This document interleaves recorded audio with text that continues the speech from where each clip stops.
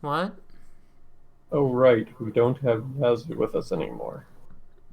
Uh, I am in character, so this is actually disturbing to me. I am not breaking character either, because I need the time to prepare. Slash, if I break character now, I might not be able to get back within the character, so I shall be Honra from now on.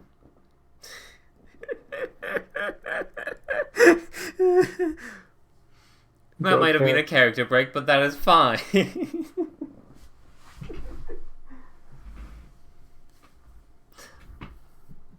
Welcome back, Fred the Spear. Do you not see that I have ascended to my full potential as an actor? I have started to do method acting. Yes. That's a joke. The ads are finally done. But I now have an ad where they're auctioning people. Oh no. Auctioning people? What is this? Thank you for the head pats. Oh my. No, it's human organ auctioning. It is so much harder to maintain my composure when I. You know what? Never mind.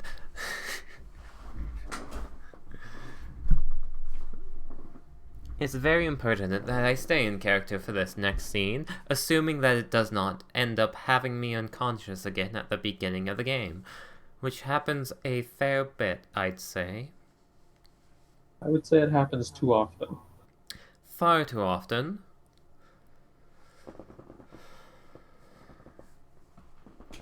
There's that camera. It's almost like it's the most favorite way to start this performance of the server. Have me wake up or suddenly be somewhere else from last time, even though we intended to continue from that point. Quite unfortunate indeed, Fred. I feel like you might be making fun of me, but I will pretend that you are not. We are fine.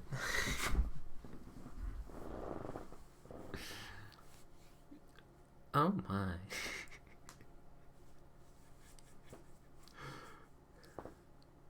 You need to have a sophisticated monocle.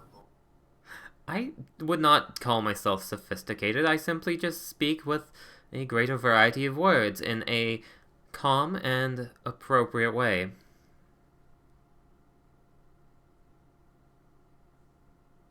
I am calm right now.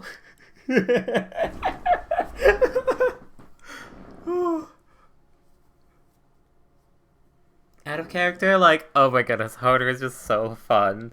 Oh, that mentality. Ah, moi, chef's kiss. Exactly, that is a.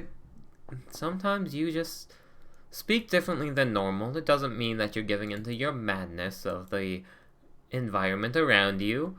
Just simply, you have a different perspective than you usually do, and that is. It doesn't really truly matter. It's totally. Things are fine. I I mean, they think are not truly fine because everyone around me is slowly perishing, and literally some sort of magical artifact from the past is starting to cause me literal pain by creating worse and worse scenarios for myself. But in the end, things are not that bad.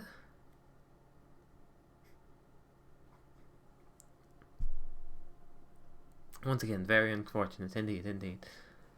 I'm usually quite formal at times when I'm texting, although I have been working on it so I do not sound cold and judgmental. That is why I put the tilde at the end of the sentence in some time to show that I am in a light and cheerful mood. Although I do it so much that sometimes when I am not in a light and cheerful mood, I'll still do it, but I suppose it's only about appearances after all. That stop putting was. tilde at the end of things. Hmm? What was that? I gotta stop putting a tilde at the end of things. What are you talking about? You did not do such a thing. Work emails, usually I'll start with a exclamation point, and then the second line will end with a tilde, and that will be it. I can't Oh, convey yes, something of in course, two that's what you sentences. mean. I believe that is a different context and does not show a form of vocal fluctuation. Still not grammatically correct.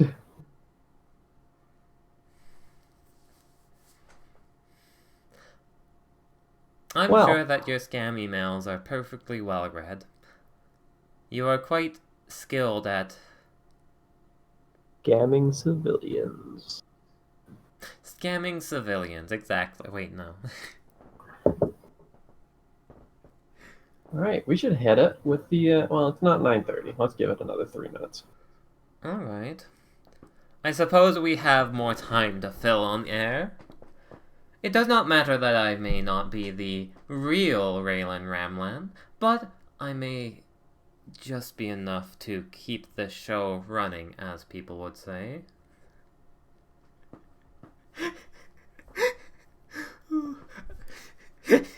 I definitely do not ever character break.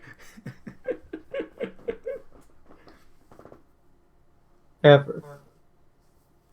Why are you moving, Honra?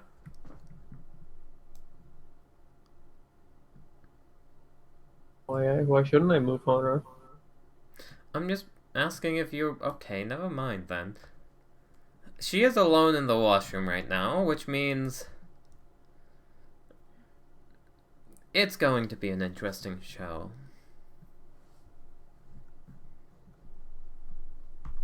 I'll have to add Michael in the bathroom alone to Honra's playlist of music.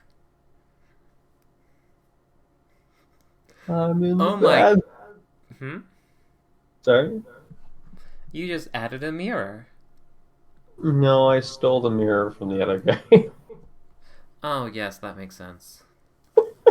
I'm not sure if I want to really use the same mirror, but I suppose it's fine. Hey, this is theater. This is theater. We use props. It's. That is true. Sometimes you must do what you need. I do really still enjoy the idea that.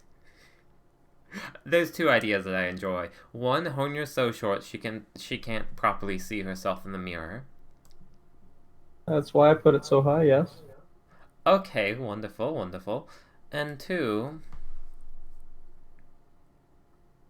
that everything is just like a sort of play or movie, and all the actors are playing their roles the best of their abilities.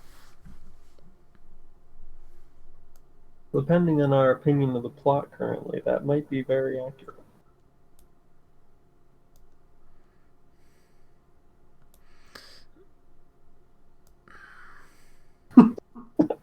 You're even drawing her smell in the mirror. Of course I draw her silhouette in the mirror, that's what I did with the other fool.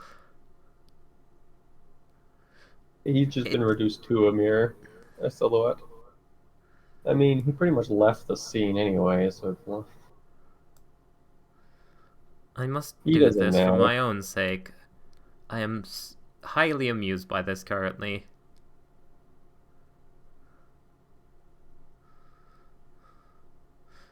Trying to copy the bang. While you do that, why don't I tell us a little story? What was that? While you do that, why don't I tell us a story? I suppose that is acceptable. It's not just acceptable, it's what's going to happen. My, so forceful now.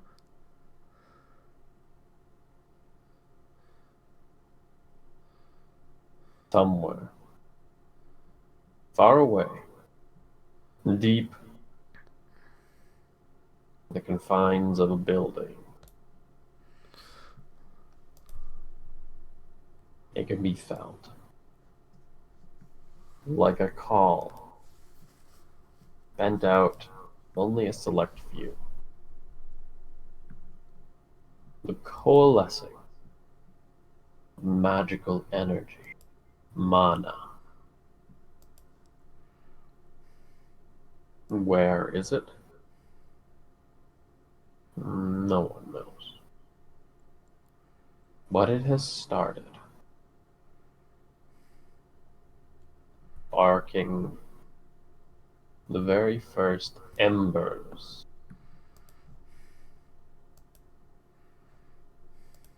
of the Holy Grail War. Part 2. The second. The true. The final. Its gears began to turn, beyond the servant summoning, beyond the fuel provided, the first. This one was like old gears, ripping against each other with a clattering noise.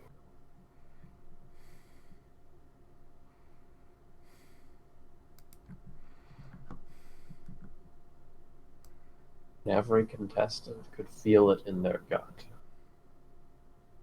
It churned and clicked forward, as the Grail itself was underway. The death of more servants. Get this machine moving quicker and quicker. Shit, that is really bad. At the same instance, that very churning, it hit Honra differently, causing her to exude something very similar to an odd-colored bile. It took a moment for her to realize. It took a moment after death. In this moment of silence, she finally understood what it meant.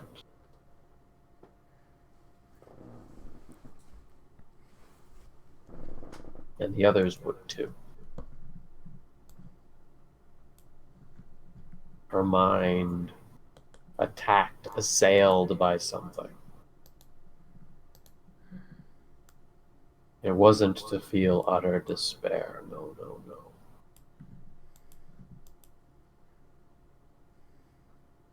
It would have been bloodlust. Something so keen and innate. The desire to complete the Grail's goals. For that was the mark of a master, not to fulfill their own wish. That was a pleasantry that came after it. No, it was to start a Grail War and to finish it. Each servant a sacrifice for the greater Grail.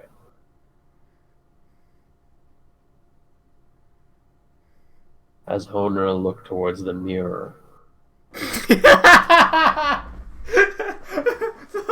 she could see her face twisted in a jar of a smile, which fades the moment she realizes it. If there was any doubt, she wasn't safe.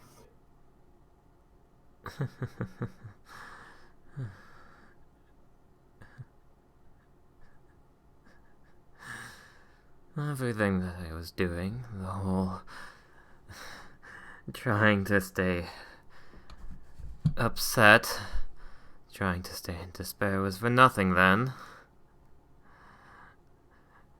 I suppose I could have had a proper farewell with Yazoo. If I wasn't so stuck with trying to stop everything, stop my despair and anguish.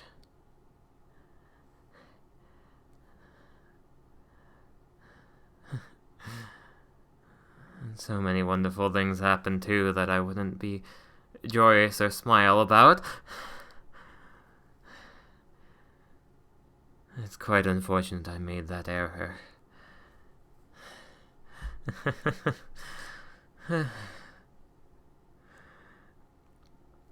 uh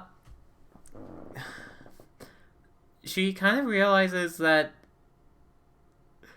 like as much as like yeah the bile is some like clear bile, there's also the realization that it could just be that she hasn't eaten at all, and that's what happens when her stomach throws up. Or is that specifically something from the Grail? Well, that's from her stomach. She's sure of it. The cause of it is from the ground. If one does not have anything to throw up, then one does not have anything to throw up. Oh god. Okay, this is gross, but I need to make sure that it doesn't get drained so we can figure out what the fuck this is. So if there's a plug on the sink, I'll plug it up, or I need to find something to scoop it. She's been eating nothing but essentially hospital tube food, which is probably pumped directly into her arteries or veins or however it's done. So this legit has to be some sort of grail thing that's being put inside of me? No, it's you haven't eaten real food for an entire week. Okay, cool, great. I don't want to touch it at all. That if I know that this is just like I haven't eaten real food at all. Well, quite literally, there's nothing I can. That is what Honra believes. Cool, that's what Honor believes. Awesome. Hint of the Grail is not gonna be there.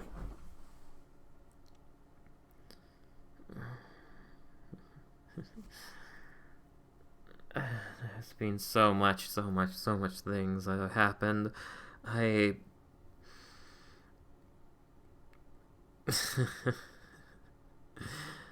Isn't it kind of amazing, though?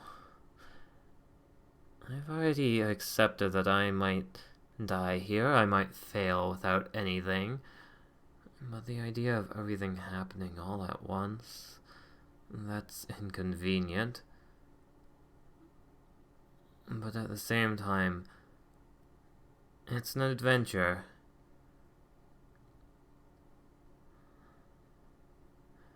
No, I'm not going to push away any thoughts like that anymore. I need to stay truthful to myself. And there's clearly dangers happening. But because the Grail should be starting to operate again, that might give us leeway enough to at least eat. And lick our wounds, as so to say.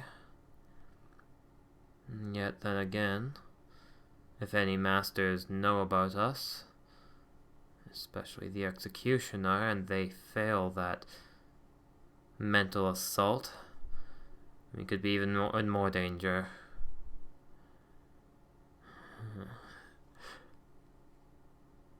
She's gonna probably take one last look of herself in the mirror just to see what she sees. Make sure she's not, like, bloodless smiling. No. The mirror once again reveals Honra. Just Honra. Nothing more, nothing less. There's a bit of pain thinking about, like, what she looked like in front of Yazoo before he died twice.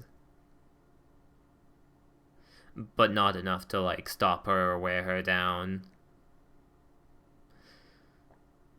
As she will go to see, like, the previous time she's been, knocked unconscious and couldn't eat anything for a while. Does the server have the same rule of, like, humans, of, like, if you're in starvation mode, you can't actually eat anything, and you have to, like, slowly introduce food back into your diet? Thankfully, no. Awesome, I can make something cheesy in honor of Yazoo. Um, I don't have my familiar. Um, I have no clue where anyone is. We could still be in danger. I should probably tell somebody. But like, who do I tell? Do I tell Tenka? Probably Tenka. My brother's unconscious, and Yazoo's dead, so there's no strategies to be held. I don't trust the online communication thing to talk to my servant, so I'd have to see her in person, and I kind of need food no matter what. So I'm gonna grab food and like hope that things don't just go even worse and for people to like start dying. If I see death, I know that something's going down, but from what I saw, as soon as I passed that wisdom save, death disappeared, which means I have evaded death as of this current moment. Death is not shy. Death would stick around if there was more death to be had. There was a chance for more death, and he did not stay.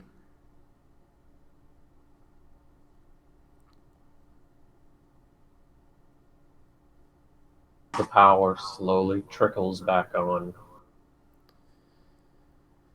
Onra, standing in the kitchen, starts putting together a meal. I really hope somebody I know walks in on me just cooking the food. For them to be like, what the hell are you doing?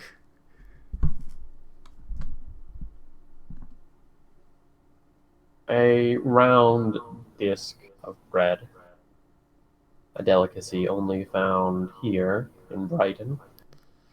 A bagel. Bagel. It could be buttered, pan Bagel! fried in a little toaster. Toasty. Toasted bagel with cheese. Then, thanks to Yazoo's involvement, an entire separate fridge filled with his collection. Does he still have his big round wheel of cheese? It's no longer a big round wheel of cheese. It's been sectioned and Okay. carved and graded and slowly moved into a bunch of containers within this fridge. This is the cheese fridge. I love the cheese fridge. The cheese fridge reminds me of Yazoo. Ah, he's such a good friend. I love him so much. Hi, Master of Laz. Mahonia just definitely, like, is silently just, like, moving about, grabbing some cheese. Her ribs were, like, cracked. Are they still cracked? Ribs don't uncrack. Ouch. Okay, I might need to see the doctor before I go, like, do some more work.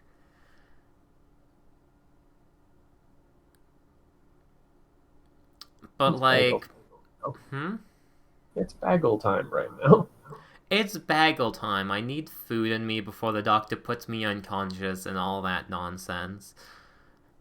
There's actually, ooh, can I eat in Yazoo's office to make sure that nobody's like grading his shit randomly? Just as a guard thingy. Actually, how far away is it? Am I just gonna be finished my bagel before I even get there? Probably. Unless you want to specifically eat it in the office. Nah, I'll just eat it in the kitchen. Be casual about it. It's gonna be a picturesque moment of event. Someone walks in, it's like after a battle, just eating a bagel. It's gonna be great. It's gonna be the most like pulling people out of the gloom like position ever. If somebody's like in super despair mode, I want them to like look at me and be like, "Is that person eating a bat?" and laugh at me.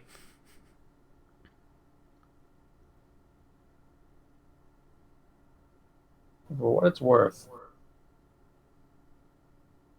Owner's never had a cheese bagel before.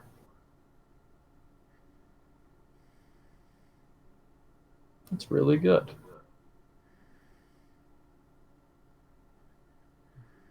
Only for a moment she can feel herself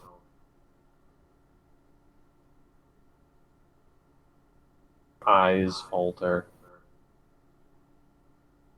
go a little hazy, but not more than a single tear.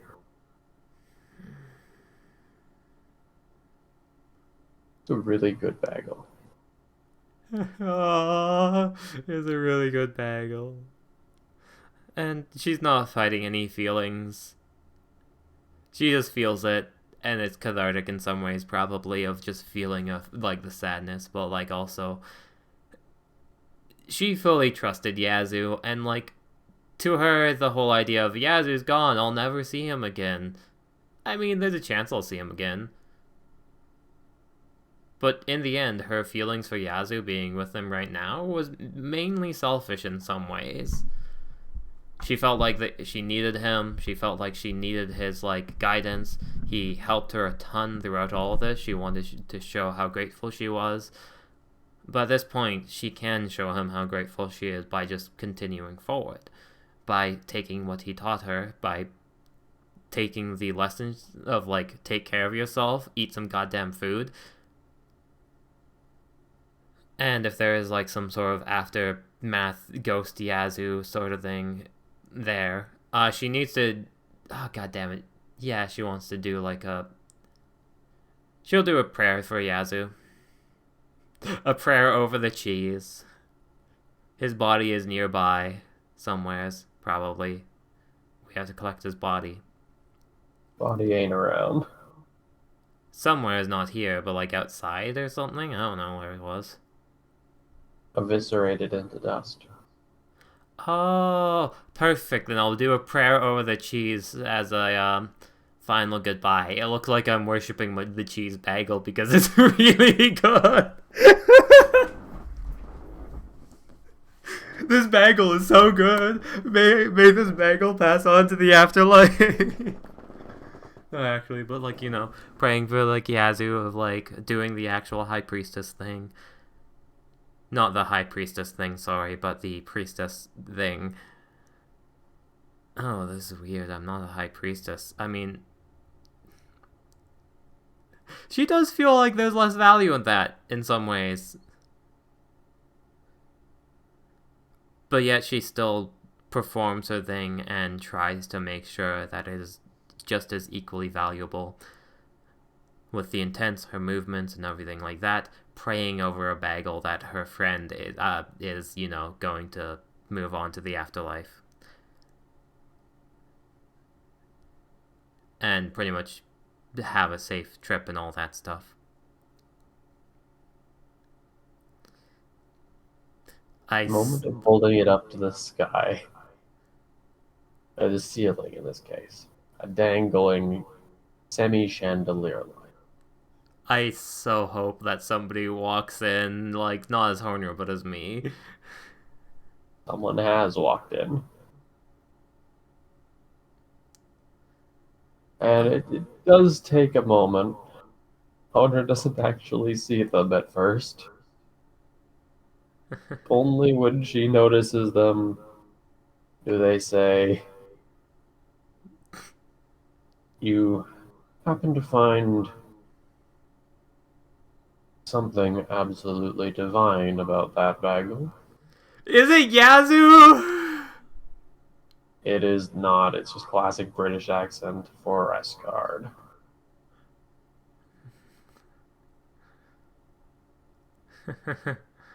Yes, it's quite the good bagel. To each their own.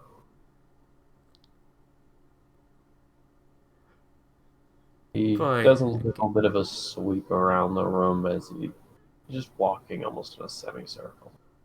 It doesn't feel like it hasn't even been a day since I accused you of knocking me unconscious. No. It feels way more than just a day since the last time I accused you of knocking me unconscious.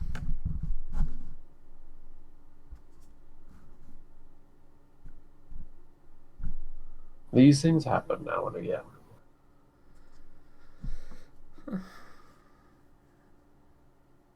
If there is going to be a threat, it's probably going to be from the outside, is my assumption.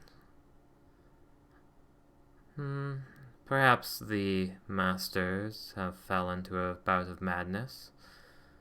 There's a chance that I would have, most likely.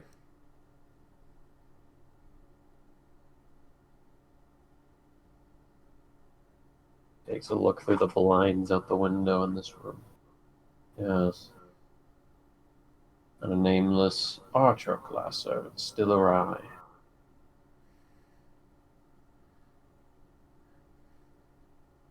But I believe we're in the clear.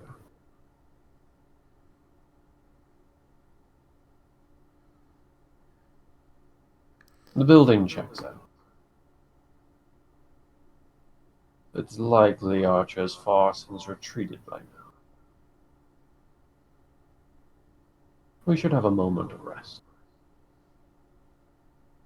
Take your time. Enjoy your pick, Lady. After I get my cracked ribs checked out, does she feel pain from them? There's pain there from them, but it's not necessarily excruciating. It's just hot. There's probably a few things. Honestly, I'm not quite sure what I'd fully discuss with Tenka. Perhaps my goodbyes. Perhaps the warning of being with me could be dangerous.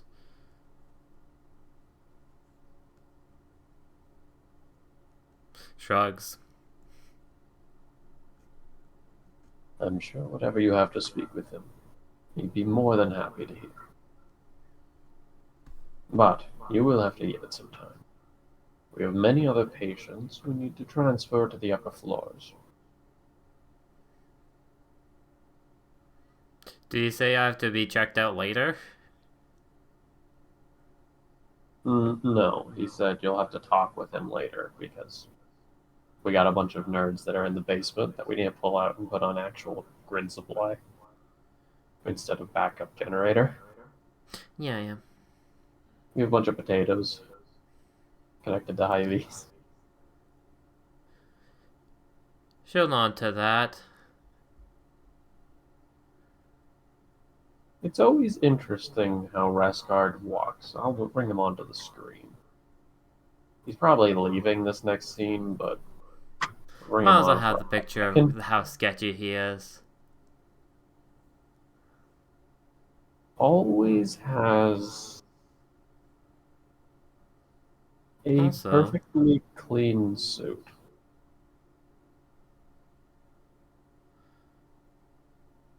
Even in the midst of everything. Doesn't look like it has sweat spots. It doesn't even look like it has dust on it. It's always a perfectly clean suit. There's probably also, something to say of him as a character. if I am knocked out for another long period of time, I have a feeling that another series of unfortunate events will happen again.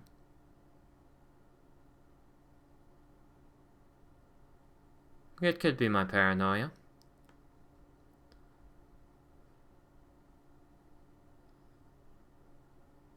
Thing is, lightning never strikes twice. Not unless there's a lightning conductor. Or what's that called? Yeah, just a light. Or what's a lightning? Yeah, it's a Lightning rod? conductor, right? A lightning rod? Not unless there's a lightning rod.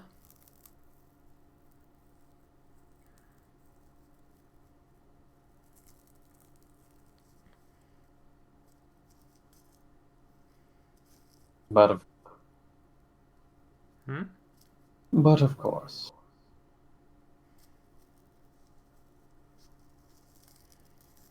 I have a feeling we already know where that lightning rod is. If one is to exist, of course.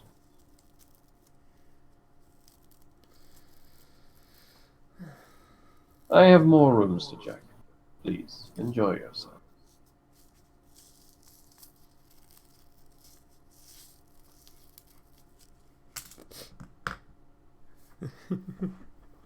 Oh god. He's off for such a short amount of time. Goodbye. This is a great bagel. It's a pretty good bagel. This is a pretty good bagel.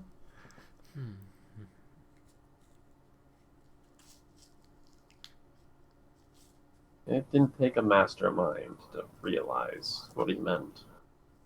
Especially because there was the feeling already from herself. This lightning rod so happens to be stapled to one of her hands.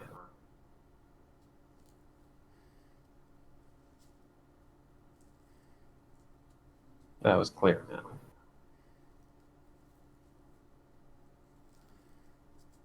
Man spells.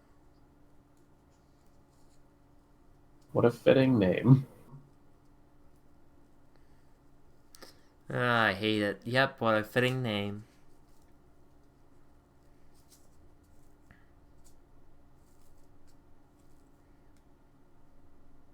Finishing the bagel.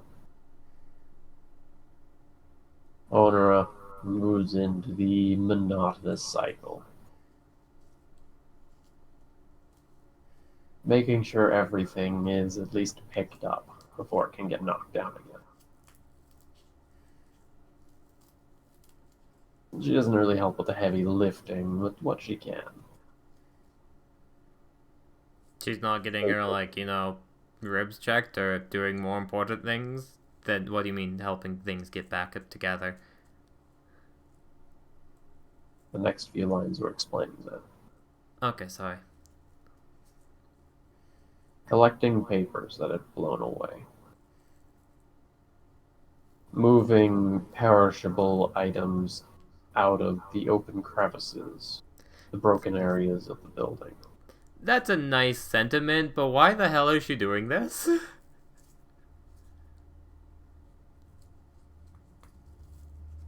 Because she can't get treated now? Okay, there's other...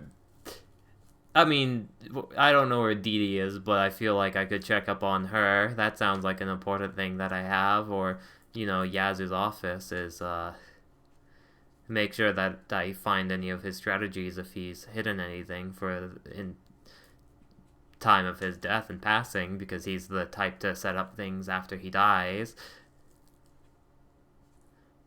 We can do that. Helping out sounds lovely and all.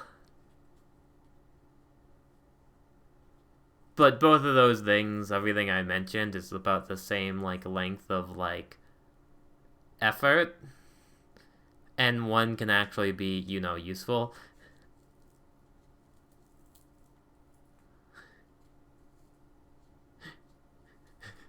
Sorry, it sounds weird and rough, and it's just, I'm sorry, Hogar's a rough person, and I'm in her mindset of, no, yeah, if I had nothing else to do, that would be nice, and I'd do that, but, it's a waste of time at this point. Other people can help with that, I'd love to help. Yeah, get me brownie points. But no, I got other things I can do.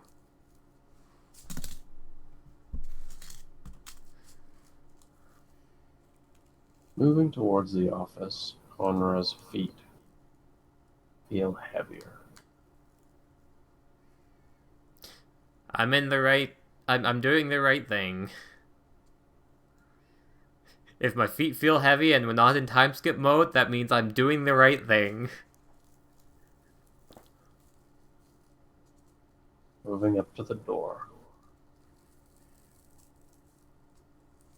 Her eyes catch a glint of something that couldn't recognize. What? Her eyes catch a glint of something she could not recognize. God damn it, I'm gonna be knocked unconscious again, aren't I? poise towards the front entrance, to our left. Something laying on the ground. Oh, phew.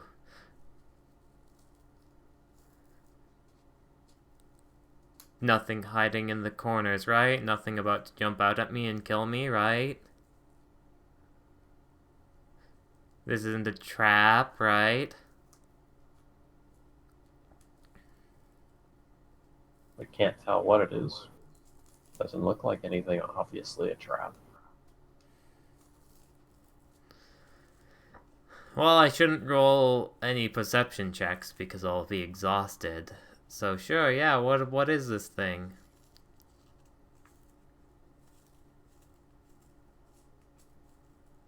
Feet still heavy as she saunters towards it. Shining as if the outside ambient light makes it highly reflective. Is this outside or... It's still inside. It's in the front foyer.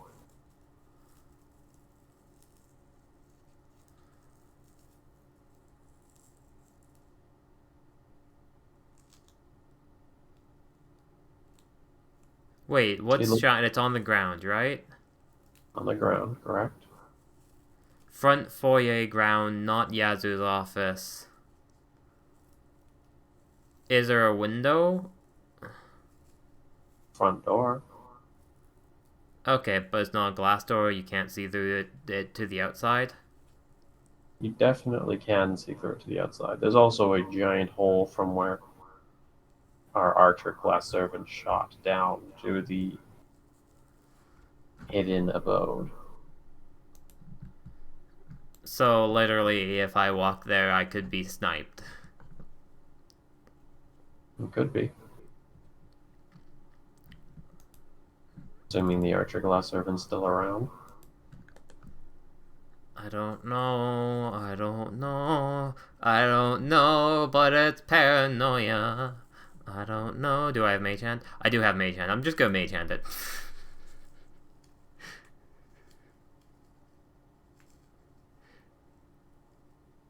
And I'm gonna make sure I'm not within the opening. Screw getting closer, screw bending down, screw anything. My back's to the wall. I'm gonna Mage Hand it.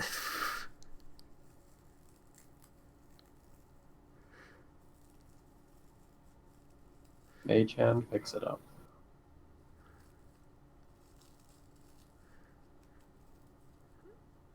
Brings it back.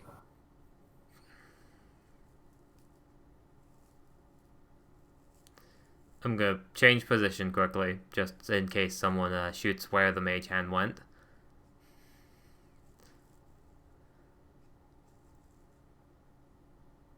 Fortunately, it's not very interesting. The item itself, couldn't even call it symbolic. It's just a piece of scrap metal.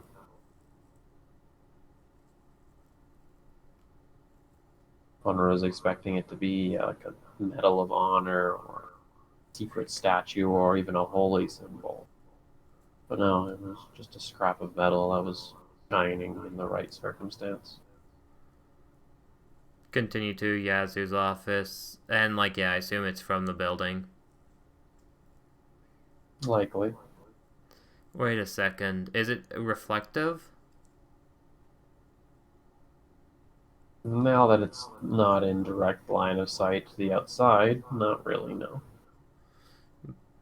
But could you have theoretically seen that and saw once it was in direct line of sight, use that as a mirror? If you had god tier sight. So the archer used this as a mirror, essentially. Okay, cool, that's disturbing.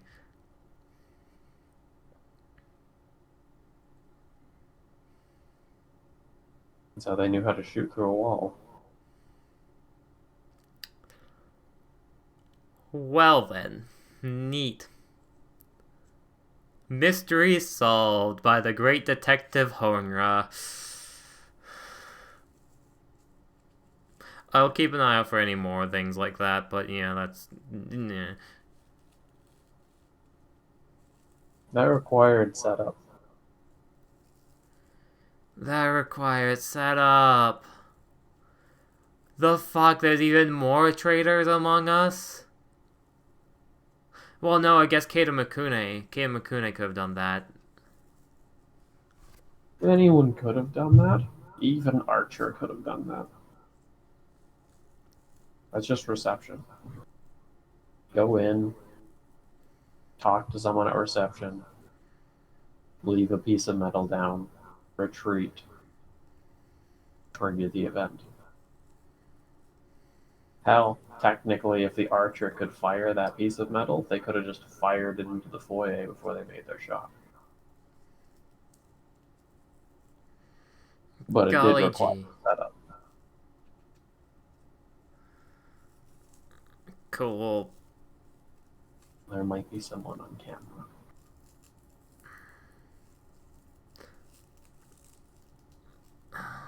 Opening the door to Yazoo's office. There's a little bit of bump as if the door hit something. Eh? And as Honor pushes again, the door just opens fully. Oh, maybe it was like a way to see if Yazoo's office was tempered if he got back. Huh. Nothing on the other side of the door, I take it? His classic botanical-esque garden. Now perfectly illuminated by the lights in here. His little camera still barred by the foliage corner. The door itself had a couple of wooden pegs behind it. Those wooden pegs just ceremoniously fell into a bucket, silently. Well, at least I know I'm the first one here.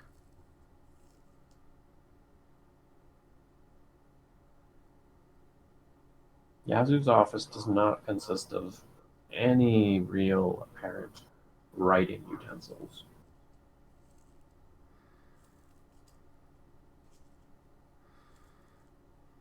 In fact, no paper, no books, just these trees, these little garden pieces. He has no papers or books? None appear to be in here. Do I know where he kept those things? Was it on his person? Well, he carried around scrolls on his person. She is going to just take a second or two just looking around the room and just examining the plants. Appreciating their view, appreciating their beauty. And kind of like, it's, if you think about Didi and Yazoo both had their own little world, and here he had a world of plants, Didi had a world of bugs and people. I'm going to need you to roll an investigation check. Cool. Concern.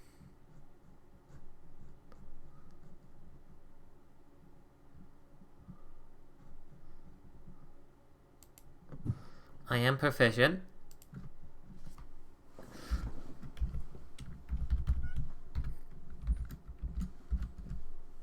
I tried to type it out, but it did not work.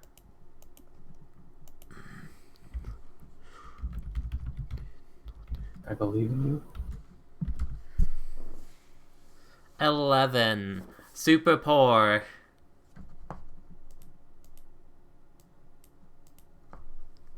Sifting through some of the trees,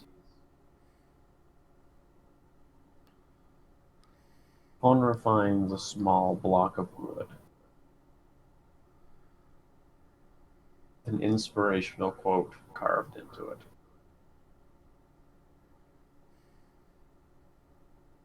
The quote being, "Beauty is within oneself." Ah, that's so cute. Oh, I love it. It was just haphazardly almost put in a bush. And it's a weird way to keep track of information. Beauty's within, carved onto a block of wood. The wood doesn't have an inside, right? No. It honestly looks as if it was discarded, like some sort of just half-assed. Yazzie was trying to write something motivational on a piece of wood, and then he just threw it into the foliage. Is that something he'd do? Not at all. I hate when I write, but I'm too dumb to find the answer. Okay, beauty is found within oneself. Theoretically, it could be Honra. But she didn't really roll a high investigation, so this might be the clue in order to find it. Or she's just overthinking things. Either way, it's kind of a fun treasure hunt. It might not lead to anything. Wow, this is like a microcosm of her entire life right now. Neat. Fascinating. Beauty is found within. It was beauty is found within oneself. Hmm?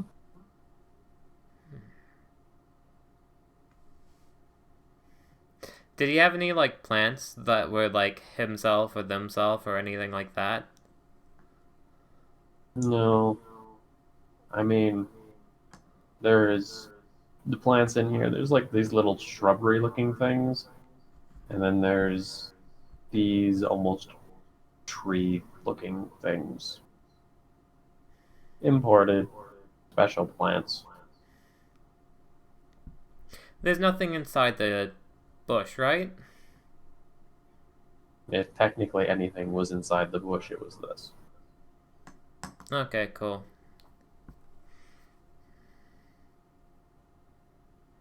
There's nothing that looks like me or Yazzer, right? Like nothing that poses our likeness?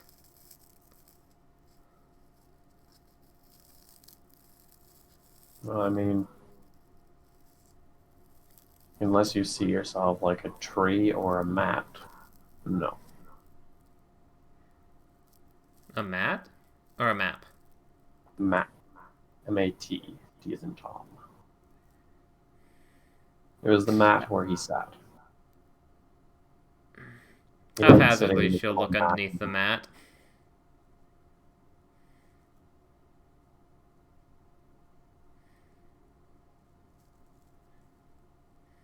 There's another board thing. Oh, yes! What the heck is this cryptic ass bullshit?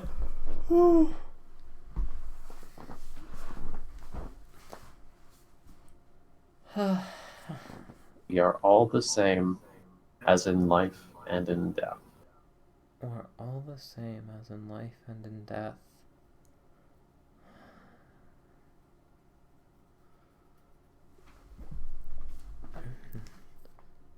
Sounds like a thing Emerald would say. Beauty is inside oneself. We are all the same as in life and in death.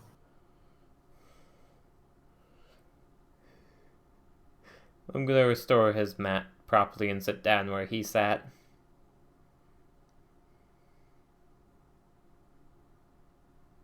The room's dynamic does change sitting here. Feng Shui? Hmm? It's Feng Shui?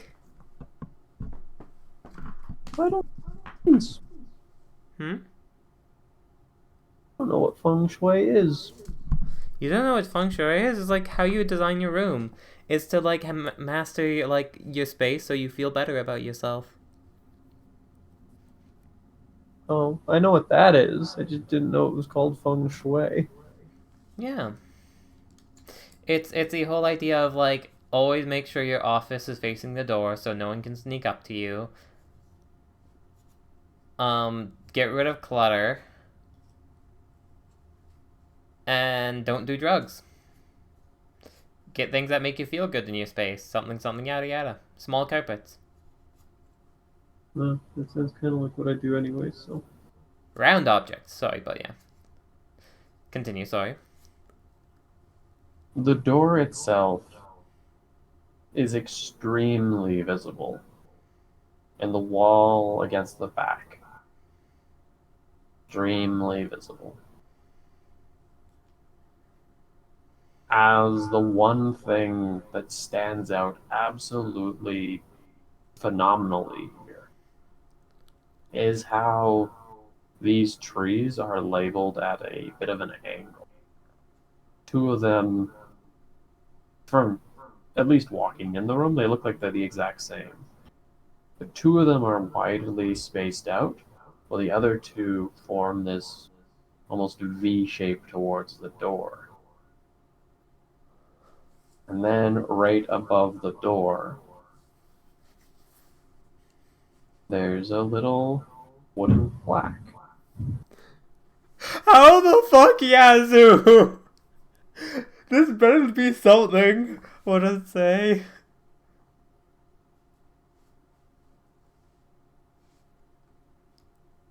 This plaque looks like it was the first one placed down.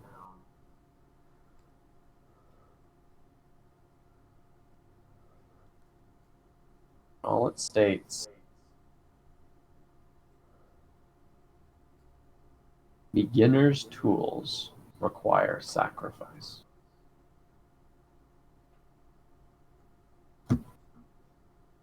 Beginner's tools require sacrifice?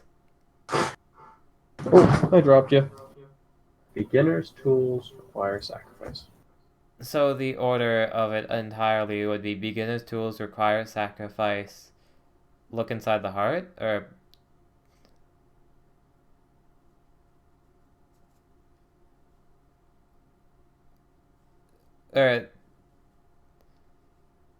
beginner's tools require sacrifice. You are the same alive as you are dead. What you need is inside the heart or something, or is within the side. The true beauty is within the one inside, right? True beauty is within oneself.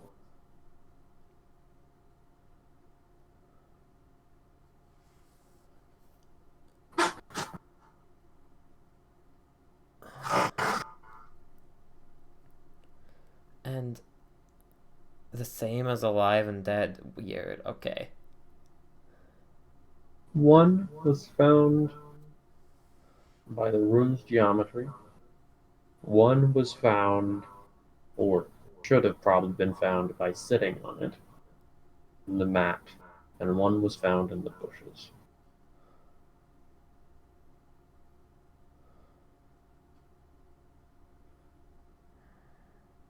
From that, it can be deduced that beginner's tools require sacrifice is the first. We are all the same is the second. And the truth within is the third. Didn't think we were going to be doing a puzzle game today. What the fuck is this escape room? Alright. Can you write that entire line out full force? It's in Oh cool, you sent it. it's in okay. True beauty is within oneself. You've got beauty. Okay. Yeah. I forgot beauty.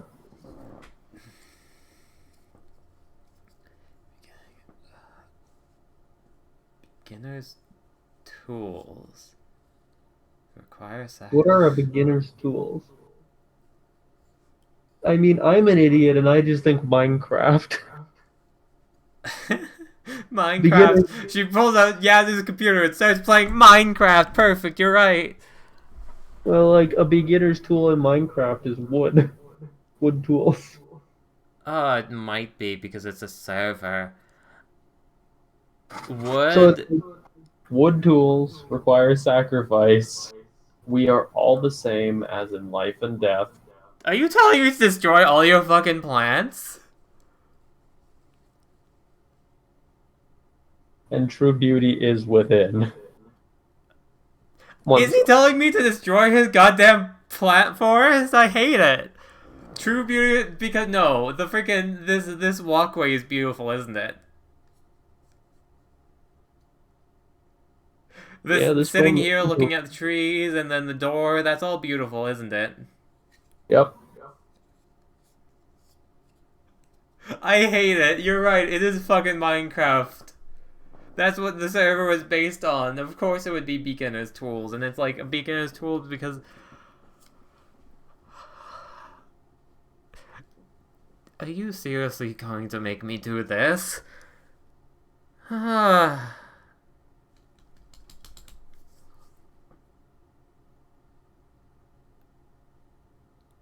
can't believe this. I can't believe you'd do this. Oh, and here I was thinking about how I'd take care of them. Just laughing because goddamn. This is such a you thing to do. Don't get upset at me if you get reincarnated or something, or resurrected. I find it very unlikely that you will be. But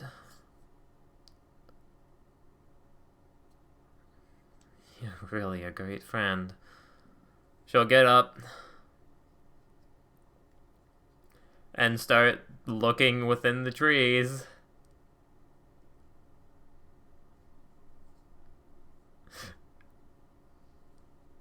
There's nothing in the leaves of them. I know there's nothing in the leaves of them. Is there, like, nothing is like...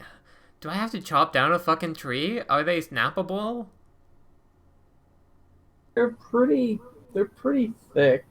I mean, you could try and pull it out by the base. These trees probably don't have very long roots. I'm not that strong, so I think I just have to, like... tip everything over? I don't... Oh, I hate it. I hate it. Okay. Let's look in. Beginner's tools require sacrifice. There's nothing else as a beginner tool, right? I don't want to make these plants get destroyed. We are all the same as in life and death. Do any of these plants have, do any of these plants, do I know from, like, a nature perspective that they look the same from alive and dead? That requires a nature. I know you were gonna say that, but, like... Natural 20. Fuck, apparently I need a natural 20 there to save the plants, save the trees. One of these trees looks the exact same alive as it does dead. And that's Awesome! I can go to that tree! I don't have to destroy everything! And that's because it's made of plastic. Fucking plastic tree! Ah! Alright, go to the fucking plastic tree. Oh, thank goodness, I was ready to tear this room apart. God damn! Yazoo! Oh. It just pulls off. Like it weighs 2 to 7 pounds. It just pulls off. What a relief.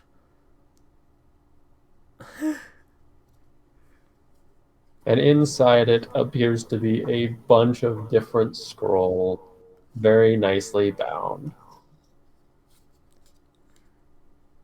I do not understand why you use scrolls for everything. I figure that these scrolls must have been far harder to get than a regular book, Yazoo.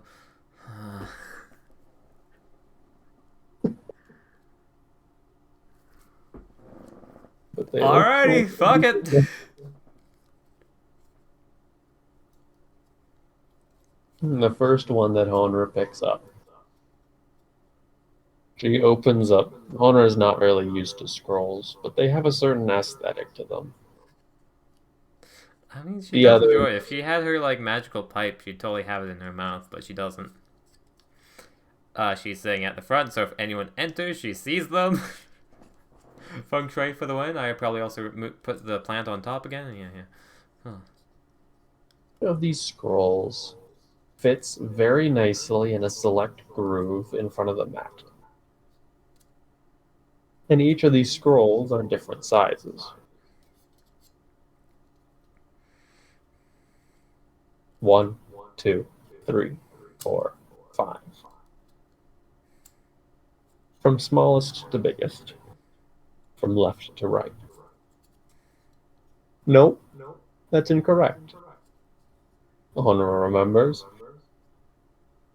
In classic fashion of those who speak Higana, either Kilo or whatever Yasu's language was. It's read right to left. What the fuck is this, like, escape room level nonsense? How'd you know I would be persistent enough? In the first Uh, scroll, it reads the following. Alrighty. Oh.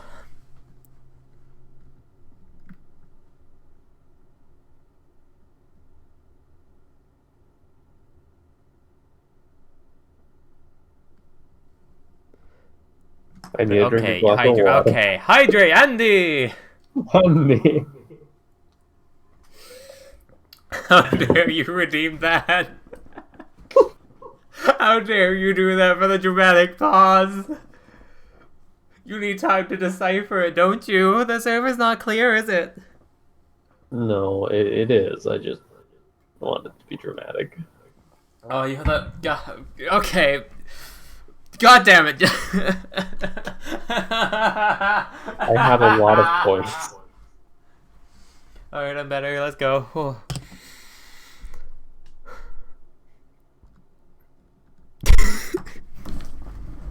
Hello there. Is the first line that's read. Fucking hello there? Okay, cool. If you have found this, you are either extremely lucky or talented and persistent. Either way, I congratulate you. This is my many-step plan. That I, Yasu Kehira Bizalith, carefully have constructed over the course of many moons and 2 Holy Grail War. If you do not wish to be involved in something so sinister, I would suggest that you put the scroll down. Back where you found it. And leave this room. For I warn you, there is a curse that comes with this knowledge. With this what? With this knowledge.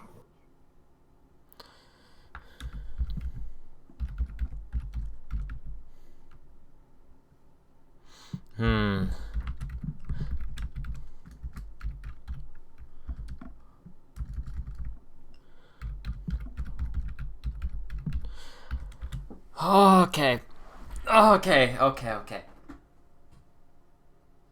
Ah.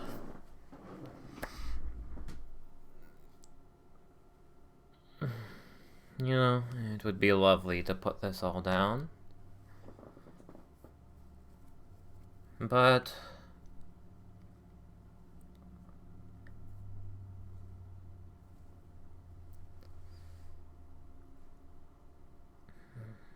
I don't think there's anyone else who could hold it, even though I don't think I'm the right one to know this information.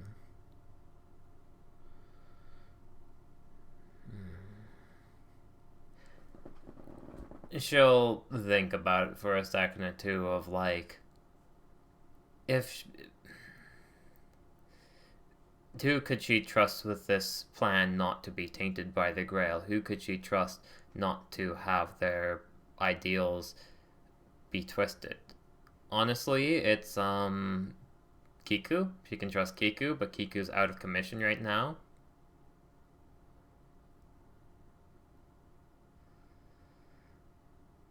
She wishes she could, like, you know, bring Didi in on this, but she literally can't because something Grail. Honra has the same problem of something Grail. And Yazoo definitely left clues to find this. And they seem like clues meant for Honra, right? Yeah, all that was like, seems like it was meant for Honra.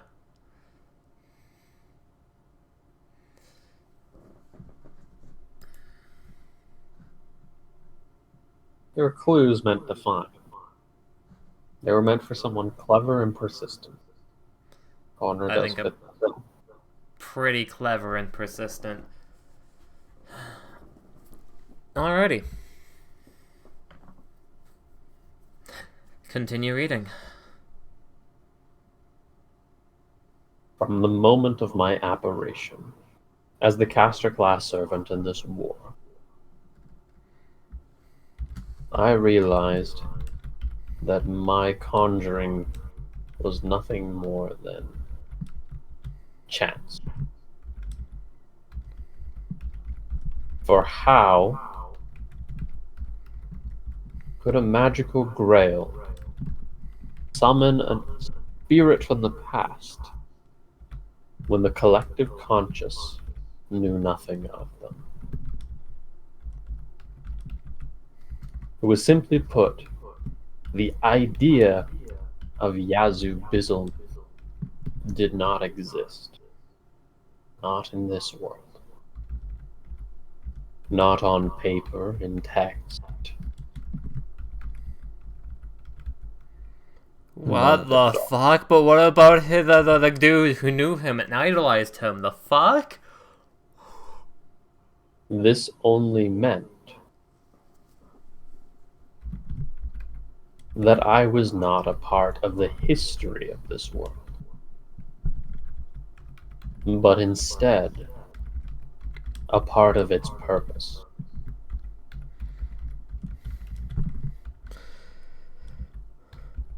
Yazoo Bizzlemouth was not known, although his brothers, Orengu and Zeniaco Bizzlemouth, they were recorded in history. My own appraisal made me doubt this, that I wouldn't be remembered. But it was the instance of Brenton Ally that made me all too assured that there was one small piece of Yazoo still around. That, of course, being myself.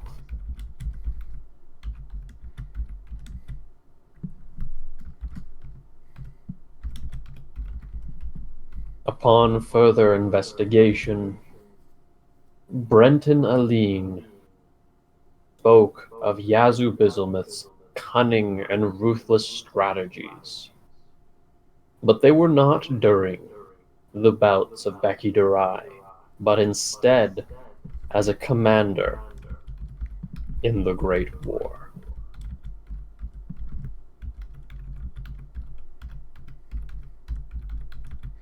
I had existed in this world beyond a servant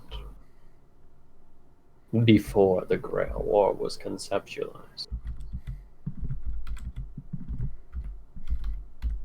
My own grave, 20 years before my summoning.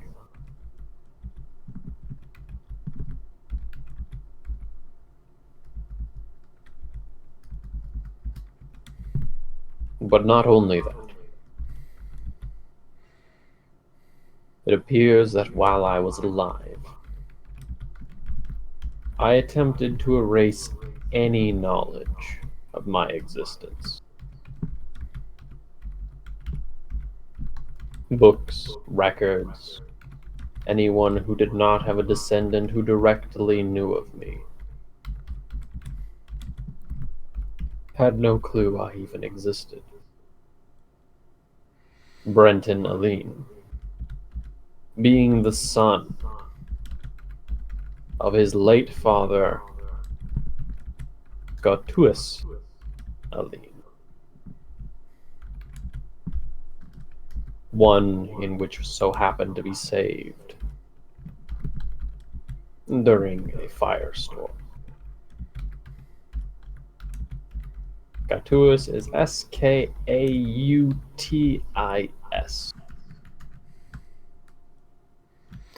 Say that again. K-A.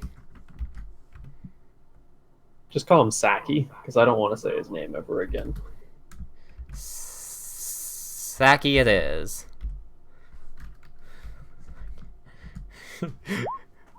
Of his late father, Saki. Okay, The only family in which still understood of Yazoo Bizelmith's potential.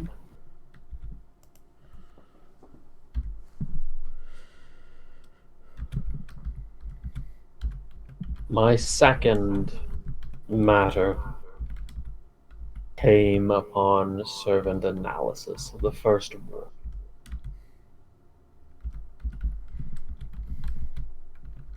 In which I discovered that the Holy Grail was a machination made to destroy the very fabrics of stability within this world. It was the long-delayed chance for a second Great War.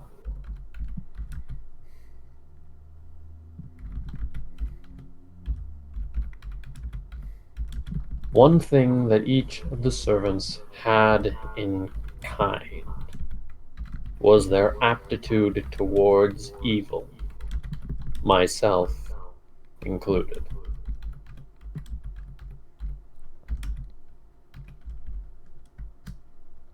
The servant Miles, also known as Nameless, a cruel and sadistic assassin. The archer, Marui Hitoka, a being who once showed hope and faith for their people, instead became a mark of slavery. The warped Kaylee Rahili, someone as twisted as Kato Makune, but not via nature, instead praised by obsession. The hero Meteo,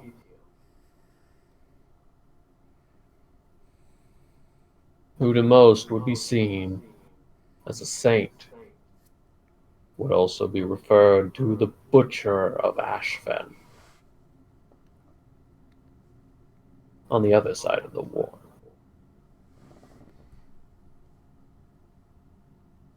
Jor-El, a monster wearing the mask of a human, who had descended into the depths of depravity with their inhumane experiment. And finally, the worst of Wayne manifest.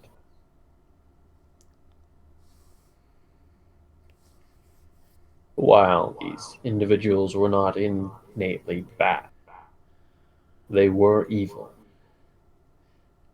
This was one thing that the world itself sought to erase. It wouldn't have taken much mana in order to manifest these spirits. Not unless you were fighting against something the rate at which we decayed. The magic required to keep the supernatural present was working against the ley lines of this world. And so, my plan became simple. I would sabotage the war. Without the war knowing it was being sabotaged.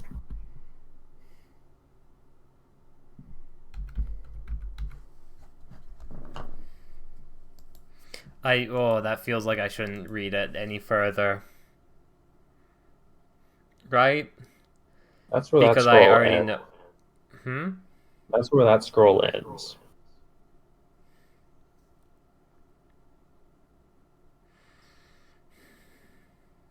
So that would be the next scroll. If you wanted to continue reading, you could.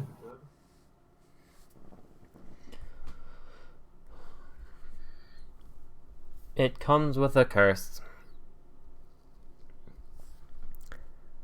If I do read this.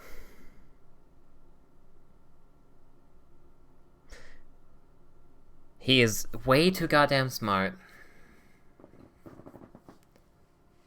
As I still have the command spells, but if there is any time I can read it, it's now. The Grail itself should be still churning, it should still be working, it should still be doing all these things.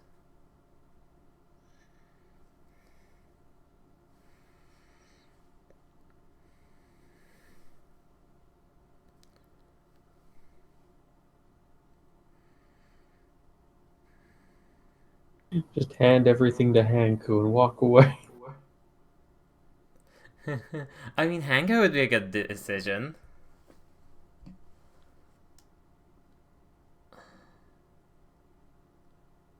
Honestly, it's going to be a selfish choice. It might fail, it might literally lead to their death. But right now, she wants to hear the final kind of sentiments, the final thoughts of her friend. It doesn't truly matter to her what happens in this war. It does, but at the same time, she's going to be doing her best. If her best isn't good enough, she's already accepted that. She's going to be terrified of death. She's going to try and prevent it no matter what. But she plans to continue reading. She's gonna do a quick look around the room to see if Death is just like watching. He's alone. But yeah, no, it's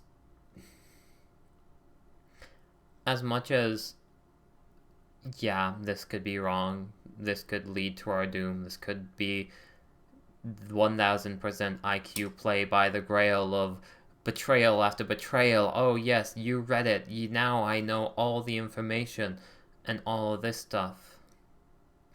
Yasu's dead. Yasu can't actually continue this on. And I want to know. I want to read it. I want to see his final thoughts of this and what's going on. Even though he might have tried to hit it from me, he, in the end, seems to show me I am persistent. I am all these things. And next girl. First word, desire. The word desire? What? First word on the scroll is desire. Cool. What is it that everyone wants? That everyone lusts for? Is their desire. It drives them. To some, a need, but to most, a luxury. For the first war, each and every one of our contestants was picked to a desire.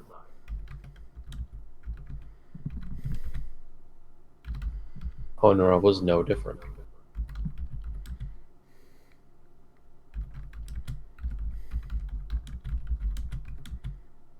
The first thing that will need to He be helped done. me get past my, like, problems because he wanted to sabotage the Grail. It had nothing to do with friendship. First thing Well, to not do actually, but you know. was to ask what was the desire of those around. What was the reason for pursuing a wish? Now, there's multiple kinds of wishes that could be granted, and no one truly knows what grantor is performing. Most people assume that a wish simply will understand what they mean.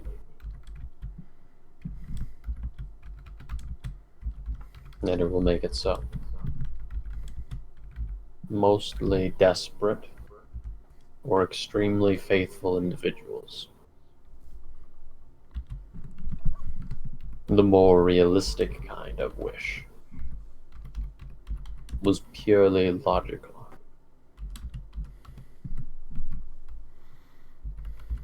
Most of the time, this would seem as if a wish was corrupted or cursed, but instead it simply performs the highest likely chance to achieve your goal.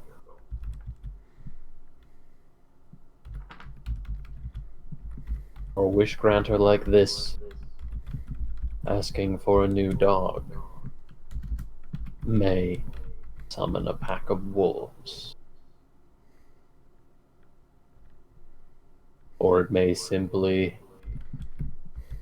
destroy a perfectly put together pooch in order to give you a fragment of one. The final is a calculated wish,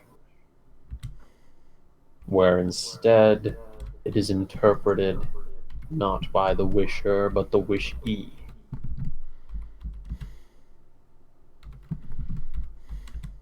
One that could be conveyed entirely of malice, trickery, law, or good.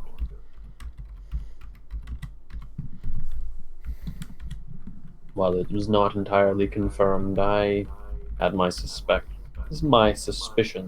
that it was the third.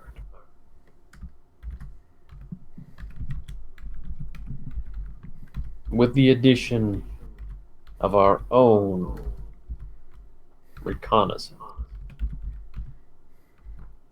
I was able to compile the desires of everyone present. All except for the priest, Kato Mukune. Marilyn Ramsey desired redemption.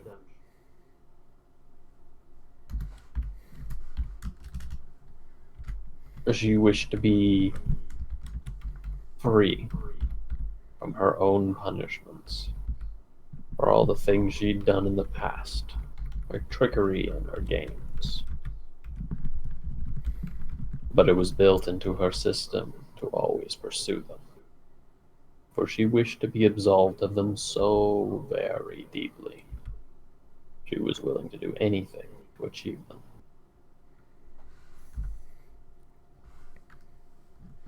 Gaicus Edwin wished for wealth and spirituality, for he had none. A man who was still utterly faithful, but nothing had come of it. So much so he believed he wasn't faithful anymore. Yeah. Sorry. Wow. There was a sheep scream. I'm just so invested right now. Brenton Aline wished to level the playing field.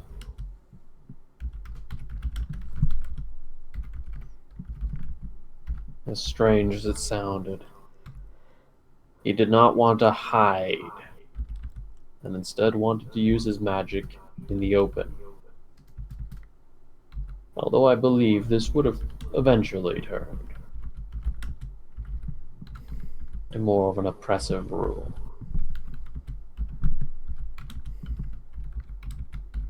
Gideon Carey. He desired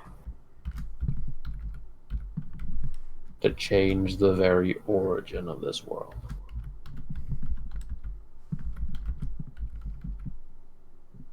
He wanted so deeply to rewrite the events of the very first apocalypse.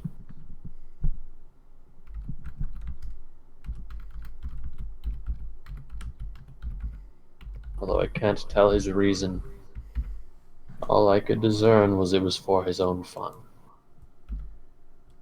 For he was the only one truly unsavable.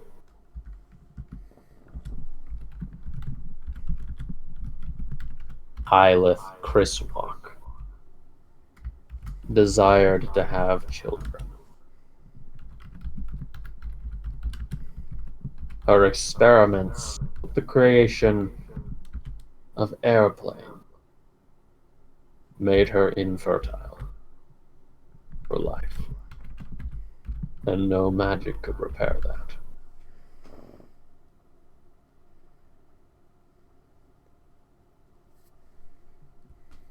And at his core, Henko Rahili desired nothing more than to bring his family back, and everyone he classified as his family. He just simply didn't know how to do that.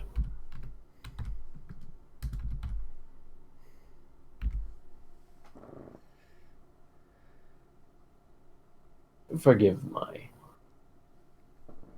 tardiness, but I do have a bond to my own master. Aww. So I will not be inviting any intentions to what Honra believes. And if this is Honra reading it, Stop.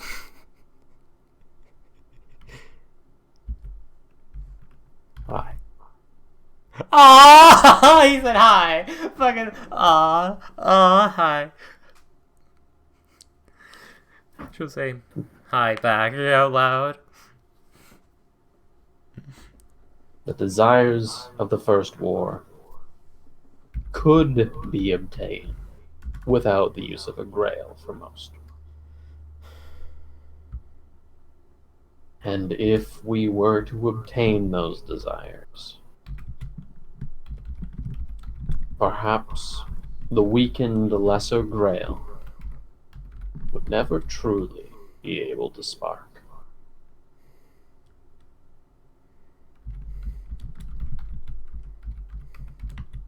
This plan, however, did not last. For there was a second party beyond which made it so. First was the fighting, myself included within it. The curse of rage, whether it be placed on servants or masters. It would force anything in connection with the Grail to seek out the nearest target and fight.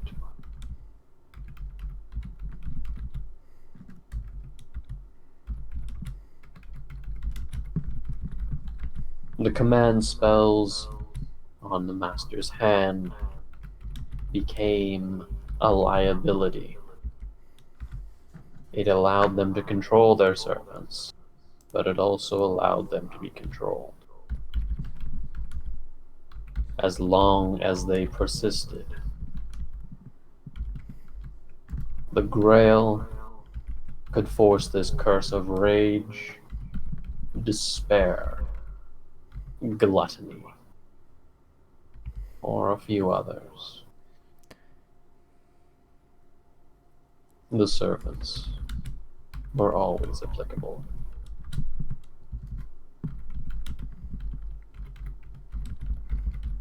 Sorry, the servants are always susceptible? Yeah, Hmm?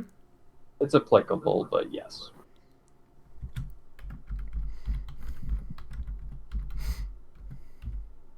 Then came the second part. The addition of a greater grail.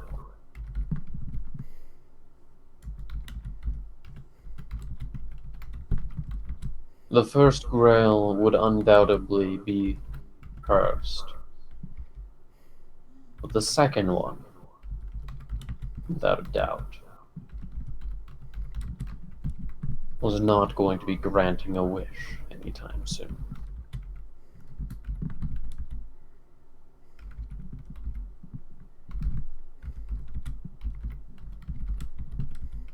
My wish,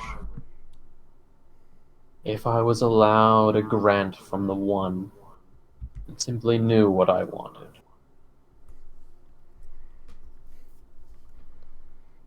would be to be reunited with my two brothers. As it's clear to me, as of writing this, I did not make it to the same afterlife they did.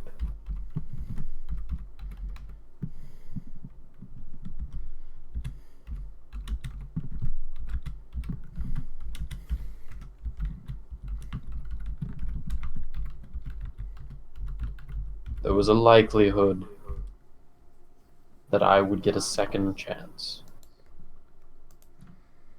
Upon hearing of the Second War, I will likely be returned as a strategist. But in the instance that I'm not, this is my word of advice.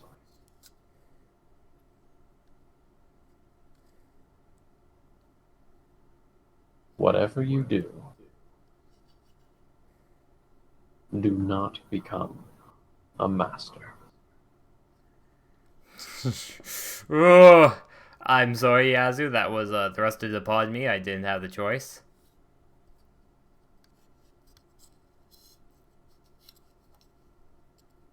The next scroll. Oh, okay, this is gonna be into second. God, most of this information is like just fleshed out things I already suspected.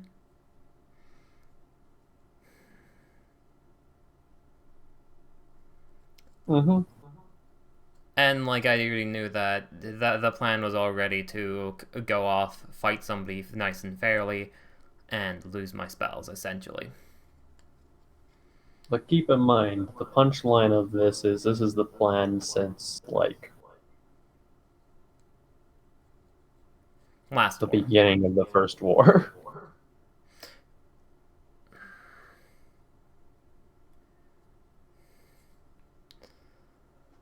Third Alrighty. scroll Go. reads the Second War.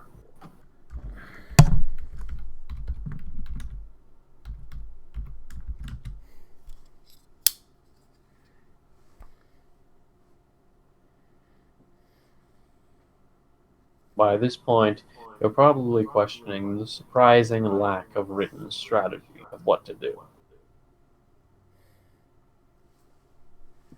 This was never meant to be a guide. Only the fourth and fifth. They are guides. They are guides of what to do in extreme cases.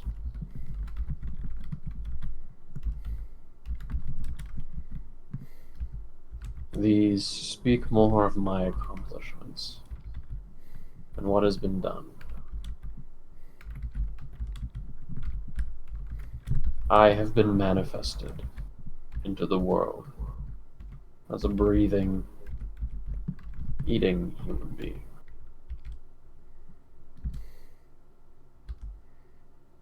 And we are already signed for the next war.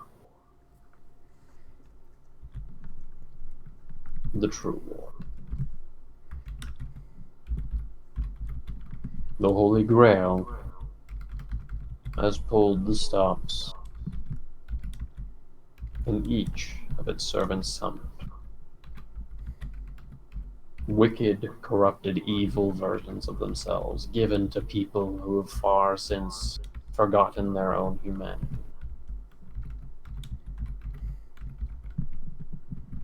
Again, the idea of desire coming. But for this one, it does not matter why they fight. The only ones free from this inhuman corruption would be Lady Honra and a young boy who goes by the name Mixika Hollow. But even they will be forced to succumb as long as they have the brand on. The Holy Grail. It gave a teaser of the wish to come with me. A miracle that even I suspect is not without cost. In the Second War, we have multiple players.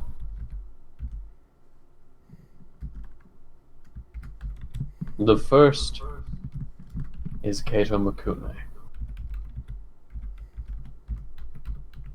From the beginning, I suspected his will was beginning to waver and be brittled down.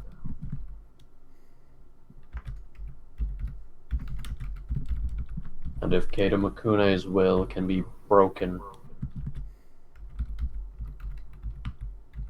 then it does not forebode for anyone else. Even before, if he is never to become a master, I believe the Grail will target him.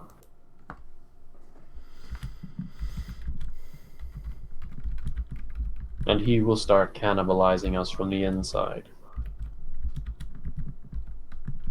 It just has to be proven. Something he's far too acute. Dude, you could have said let's shoot Karamukune, and we would have shot Karamukune. God damn it. Ah. The next is the servant, Didi. The ruler class servant, summoned with the assistance of the god of eternal service. While I believe her intentions are well, she still follows the commandment of the Grail should need be. And so, she has purposely stunted her own power,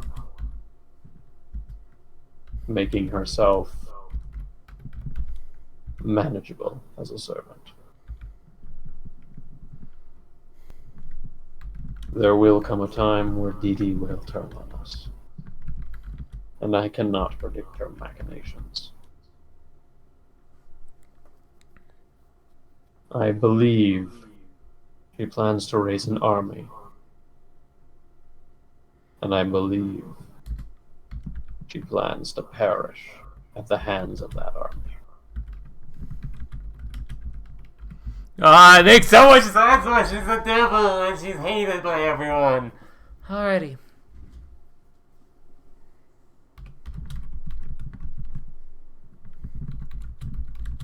The third, that would be Oramos.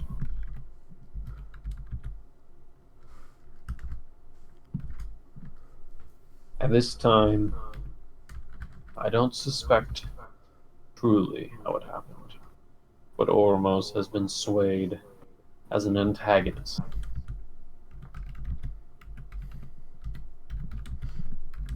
He plans to make fight against Madrig, and many will die. but this is in our favor.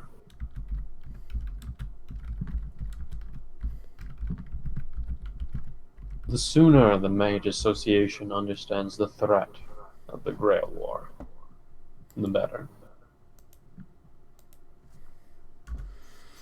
And I regretfully inform whoever is reading this that I foresaw Oromos' strategies. Many will have died. Kiku's But in not this reading world- this. Got it. Sorry. But in this world, it takes many to die before any realize. I have reached out to multiple sources, try and pre-warn them. But optimism has been drenched into the very bones of those here. They have forgotten what misery looks like. All but some.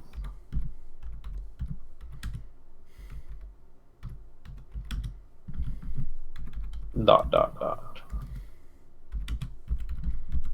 I plan on creating a scheme. A ploy to drag them out of hiding. I only hope that Oromos is able to rectify his ways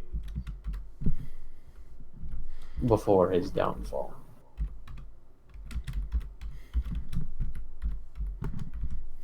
For instances like these, we need those who do remember. And the Great War, that is a very good incentive.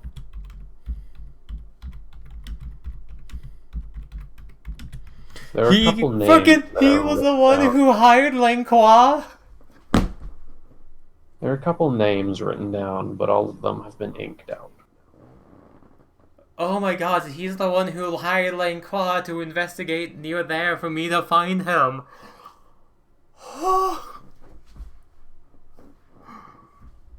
The mysterious hiree. Mysterious hiree? Oh, fucking hell. Oh my god, so it wasn't just like the world. That was just Yazoo doing his shit. You knew about Langqua. Okay, so you actually legit had like a reason for not bringing him into the fold. Okay, cool. Probably because I had the Grail thing. Okay, cool. Yeah, I get it.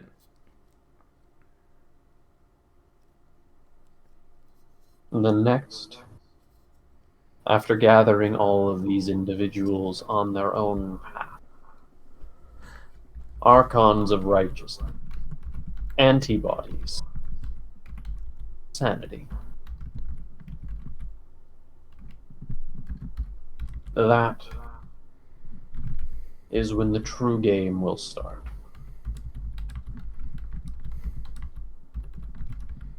A madman's gambit. Without doubt, the war will try and stop my plans. It will create attacks more and more frequently. And it will try and get the opponents to kill one another or give up, to manifest itself further.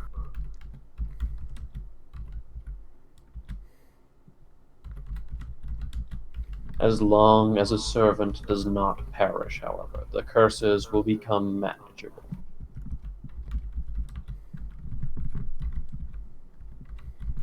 As long as a servant is yet to die, the Grail will not start turning. Once it does, then, only then, will this stagnant start to break. And that is why I plan to be the first one to trigger the Grail War start.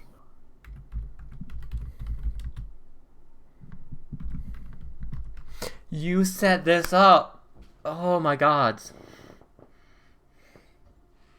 For this to work, I need it to be a cacophony of both misery, despair, annoyance. I need to create a micro event. Something to pre-warn everyone of what the Grail is capable of. To separate those involved and uninvolved by a way that the war will be pricked. I need to create a drama.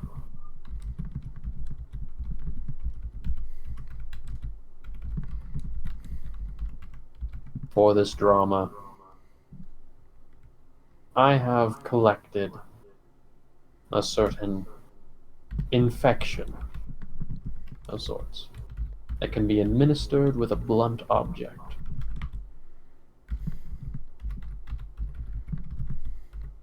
I will safely knock Honra unconscious for the span of 1 week, no more, no less. And I will goad enemies to attack it. Using my illusions, I will pre-set up a form of barricade in the safety shelter. And I will goad the Archer class, suspected Berserker class servant.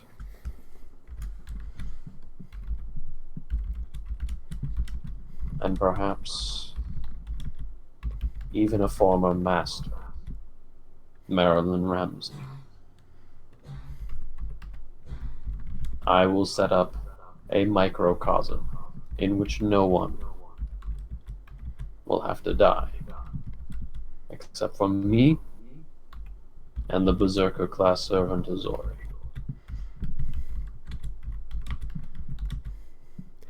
Fuck you! Why do you have to die? Ah, I hate it! By the time I'm writing this, I have found the curse labeled in my own heart.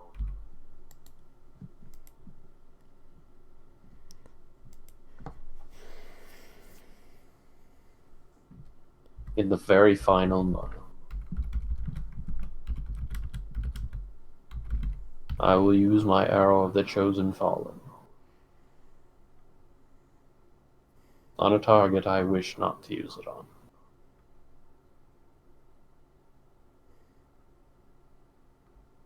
I am destined by this Grail War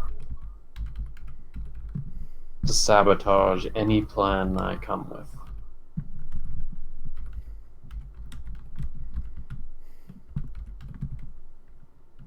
So I plan to stop it before I too become a pawn of the Grail once again.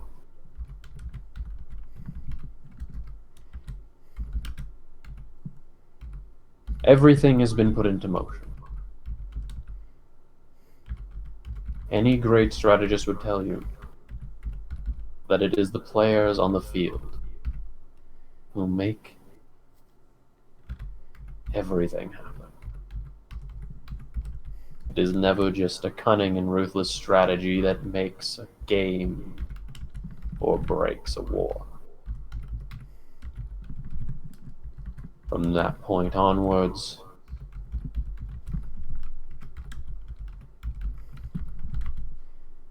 it will be working with my power of prediction, and hopefully, Lady Honora, Lord Kiku, Lord Tenka, anyone, and everyone. It'll be up to them.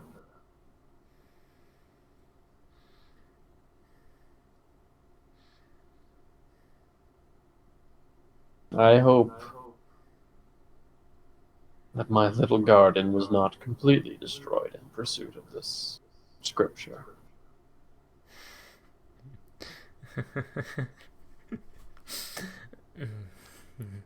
No, I did a good job keeping it alive.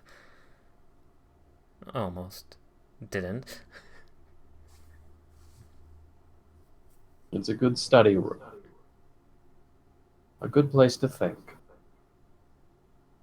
More importantly, a good place to calm yourself when you feel enraged by those marks on your hand. I'm glad that you don't mind me taking it over then.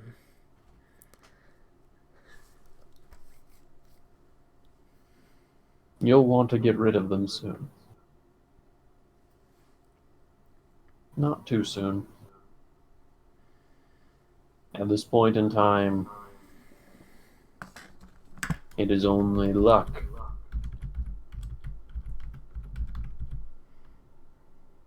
that the Grail has not already caught on.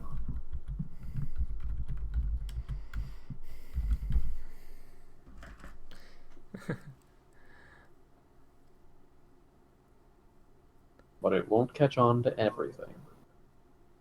That is the benefit of a master strategist. Outplaying something so simple that it could be described as a tantruming child.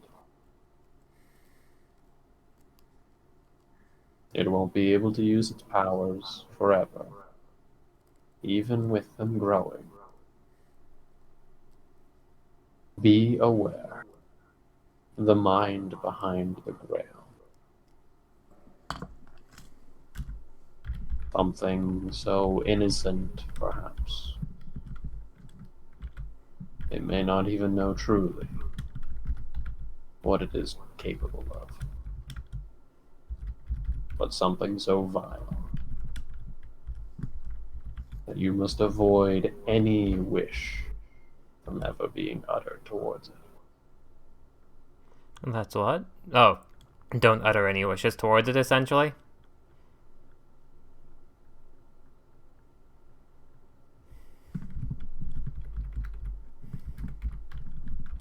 It's been fun, truly.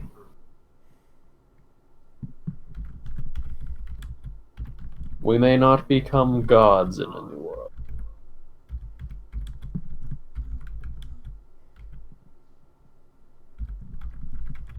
but I hope we can become remembered.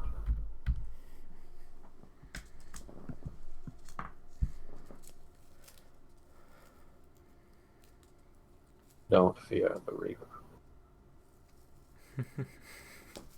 I'm so happy. So much of this stuff just lines up with what she was doing. And like everything that It's a nice validation. It's a really nice validation. You know. You know exactly what to do. And I wish it was infuriating, but it's relieving. And you probably know that. In case things don't go well. 4 and 5. Only to be used in that order. Don't use 5 too early. And definitely do not use it before 4.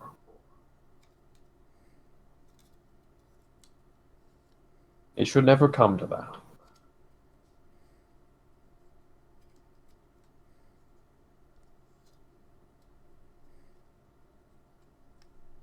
Take them.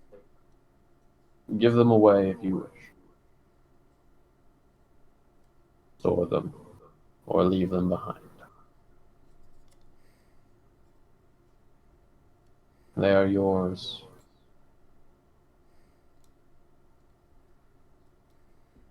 From now and for always.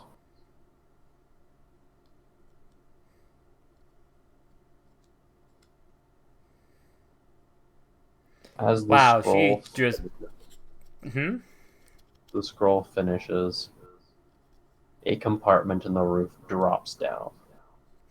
How the fuck do you plan that?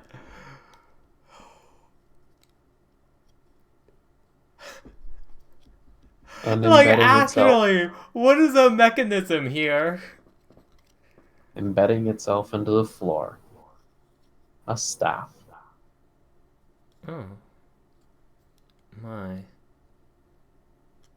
Is it like just a Yazoo staff.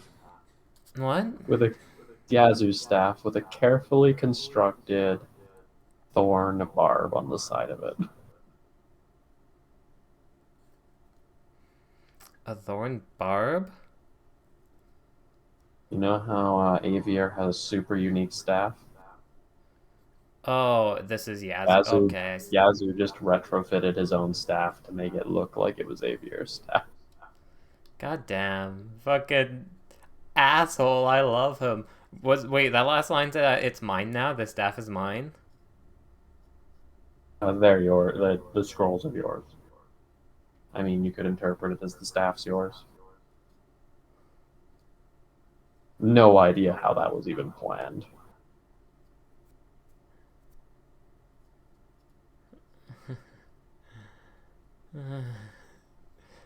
If there's another mystery afoot here, I might be a bit too exhausted to figure it out, you know?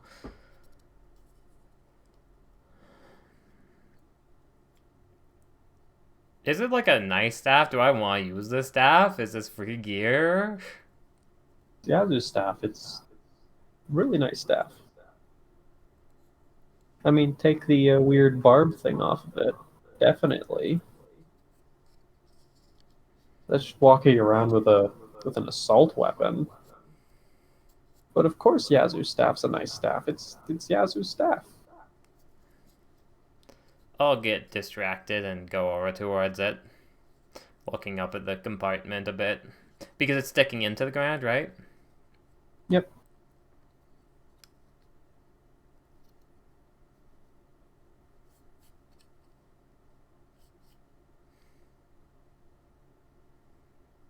It is the normal, beautiful silver steel staff. A small little ball on the top.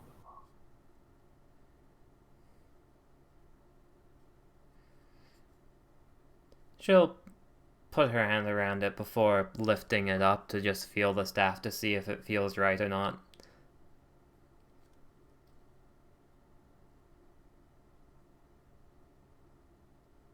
It does. But it's weaker than it was before. It's only got maybe 3 charges left in it. Oh shit, it's a charming staff, isn't it? I forgot Yeah. about that. Currently the lesser staff of charming. Could you send me what it does? Currently, if you fail an enchantment or an enchantment saving throw, you can expend 1 charge to pass. Fucking really? Holy shit, that's perfect! That's all it does. That is all I need!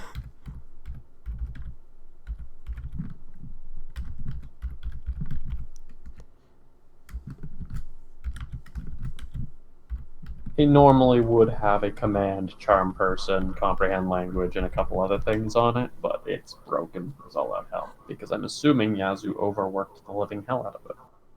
Yeah. As Honro touches it, it transforms into the classic Yazoo cane.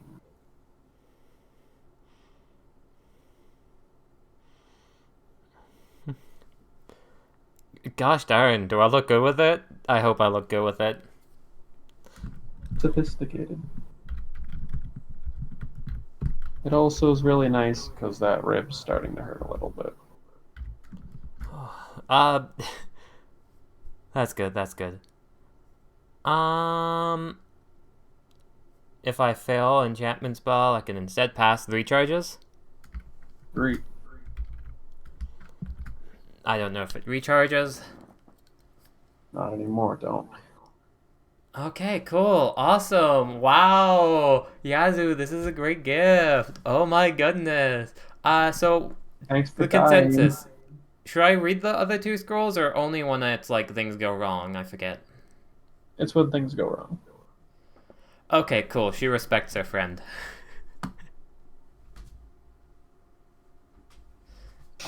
Well, let's read them now.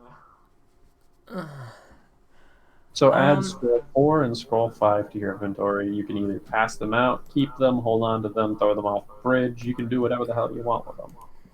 Just only read them in times of emergency. And never read 5 before 4.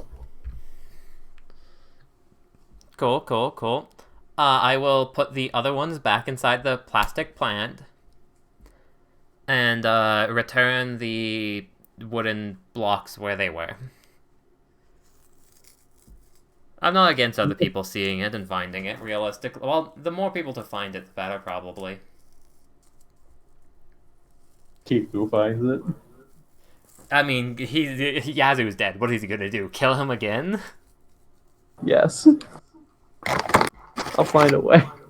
You'll find a way, but I don't care. It's fine. Golly. Okay. I'm gonna do a quick washroom. You do a quick Oh wait, washroom. no, that's pretty much where we're ending it, isn't it? We're ending at 12, so you either do a washroom break and we just kind of wind down, or we keep yelling for like 30 minutes. Okay, I'm gonna use let's washroom break and wind down, because that seems like a really good place to end it. BRB. Yeah, I'll go over as the summary of what happened the hell this episode. For everyone at home. As of recent, the Wayne Institution of Friendship and Happiness, also known as Tenga's Hospital, was recently attacked by the Death Queen Eshin, who is a servant. We don't know which one really, but we have guesses. And another servant in the form of Archer, who might be Berserker as well, in the form of the Executioner. Honra, Kiku, and Yazoo went on a little bit of a trip up to deal with the super spooky and definitely no idea why she's there, Marilyn Ramsey, who seemed to have gained control over Eshin mysteriously. We also encountered an old enemy, Marilyn Ramsey, who didn't stick around for long but was just kind of invisible and being an edgelord. His name was Roxak Timmer. He lets us know the Mage Association has definitely picked up on what's going on. They plan on killing off the Masters. We get back. Eshin's been driven off. The Executioner seems to have been driven off too. The people are safe. However, Keita Mikune has finally given in to his carnal instincts of being literally crazy. Keita Mikune, he likes suffering, and he loves it when everyone else is suffering. That's pretty great. If it wasn't a hint, might as well be a reference. Turns out the priest is a bad guy. Who would have thought? Using his servant Izori, and using our servant Didi, we end up going into an engagement with him, and we defeat both Izori and Keita Mikune. Didi, however, lets Keita Mikune live for some reason. Says, sorry about it, fam. Kiku loses a hand. And Yazoo sacrifices himself to kill Izori. Honra, upon toasting a cheese bagel to her dead friend, decides to go to Yazoo's little bungalow, but turns out there's a lot of emotional impact charging her, and it's actually weighing her down, and she doesn't really fully know it, but it's there. Thumbs up. She discovers that the Archer actually is kind of cheat shooting us by using a reflective surface, and then pops into Yazoo's room, where she solves a locked room, finds a couple scrolls he wrote that essentially describe what Yazoo's been up to. Hinting that Yazoo, when he was summoned as a servant in the First War, he discovered everything was pretty sketchy, and that he actually was alive at some point in this world, hence no real records of him existing. This world itself was almost like accumulation of Wayne's past, minus the sinners who were here. That was kind of when we were looking for an object to summon a servant, kind of thing. Yazoo also put into effect the first plan, which was the Grail is bad, how do we sabotage it? But it hasn't been going really well. He ends up manifesting, that's the start of Season 2, where we're on now, so Season 2, Episode 17. He ends up manifesting at the beginning, due to Honro wishing for him to do so, and questions whether or not the Grail actually would be nice enough to give him like a real body. That just seems strange. Disconnect him entirely? Not cool. He puts together and orchestrates an event where Keita Mikune is bound to fail, Dee Dee is bound to fail, and Ormos is bound to commit mass genocide. Commit mass genocide. Let's go! Oh my goodness. He realizes that this is really the only option, because no one in this world is willing to accept another slaughter. No one in this world is willing to move and remember the dark histories of the past. An evil thing? Yes, but he said he was an evil guy. So it's all good. He also orchestrates, as he describes them, archons of justice and friendship and happiness and high fives of this world who remember the atrocities of the war. And he puts them on paths that will make them effective in disassembling this war. Some of these, including Langqua, our favorite Frenchie, Langqua, in which had received a mysterious invitation to a wedding he really didn't know he was supposed to be at, and then to a hotel he didn't know he was supposed to go to. Leaving enough breadcrumbs for Langqua to pursue and show up in the train yard himself. Hence why Yazoo was there. Freaking Langqua, let's go Langqua! Ah. It was also implied he has a couple other people on the payroll / the curiosity roll. And now that he even orchestrated the event of the Manor's attack and the framing of Aviaire. The question behind it is why. Well, we know why. By Honra suspecting Aviaire and Aviaire being prime suspect, they would inevitably have to talk about their feelings and, get that out onto the tarmac. Solve the problems. He planned for Ormos straight up to die. It's fine, he's still alive, and death is a friend! Death is a friend, don't fear the Reaper! Baby, don't take fear my the hand! Reaper! Don't fear the Reaper. And Yazoo has left us with 2 scrolls.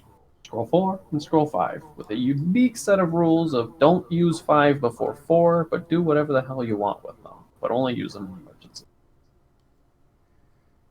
Yazoo suspects that you won't have to use them at all.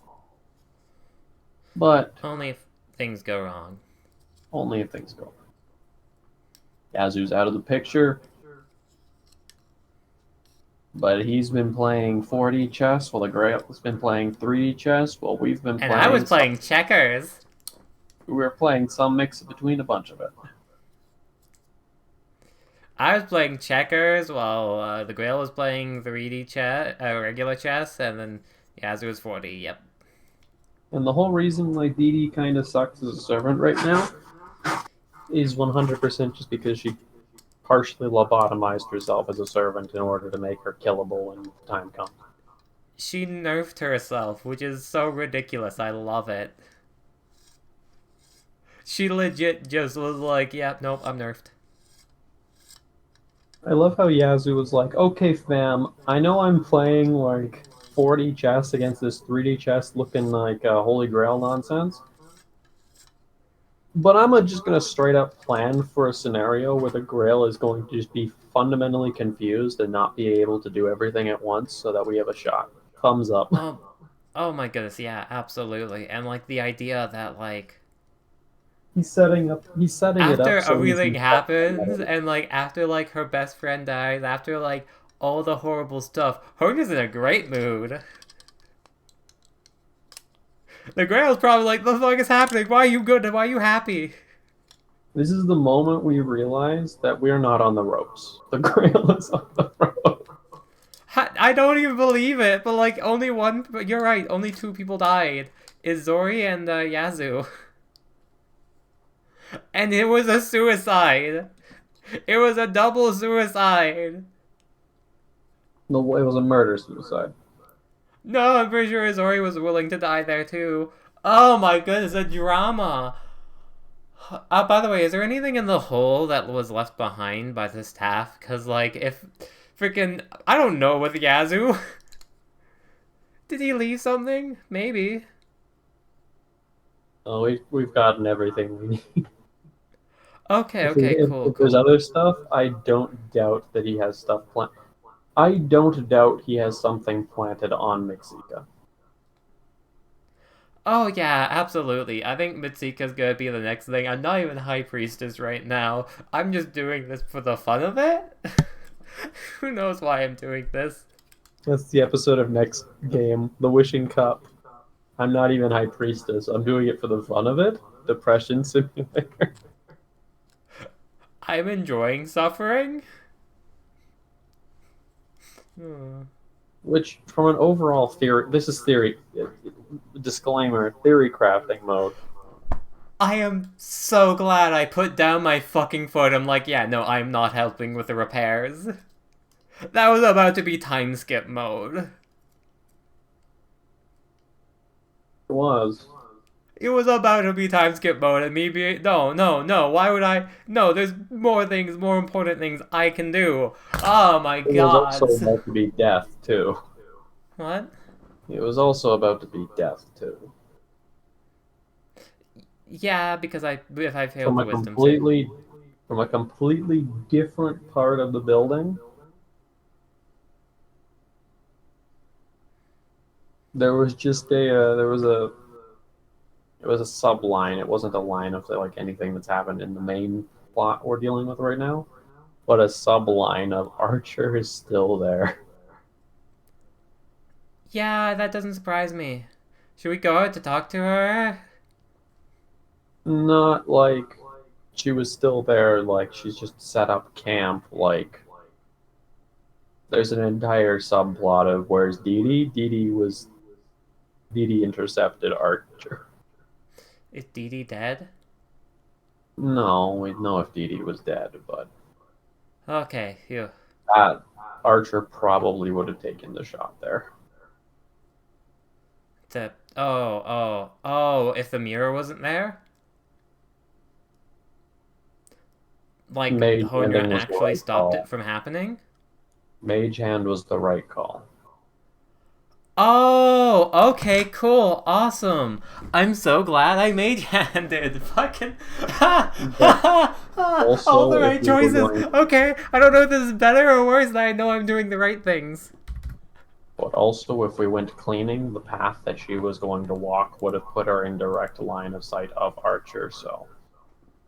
Oh, of course it was. So literally, I luck and narrowly avoiding death. A madman's gambit. Ha! Time skip would have probably been death. I knew it. Oh. Fucking hell. Oh my god, oh my goodness, oh my goodness, oh my goodness. Okay, this is one of those times where I feel like I played my character well because I didn't die. Oh my gosh. Look at that beautiful Honra. So unaware of her demise of like 5 feet away. Straight up, that was just a correct play. That was just a correct play. There's no guarantee she would have taken the shot. But it kind of was looking at you. I don't think his shield would have saved me, and my ribs are already broken, so like, you know. You know, now it's time skip to get yourself fixed. Are you sure? I'm scared about the anytime skip. Well, we have to afford to take. In fairness, the last time there was a time skip, it was a jarring, super out of the way time skip. This one actually makes sense. Yeah. Yeah, I guess so. Like, I assume, but like, there's a lot of things that need to be like, I need to talk to Dee Dee, and well, no, that's not even necessarily the case. I don't need to talk to her, but it'd be Fix nice your to get to ribs know before you Bugs. bleed out. Yeah. I need to get healed up. I need to get healed up. That's the one thing.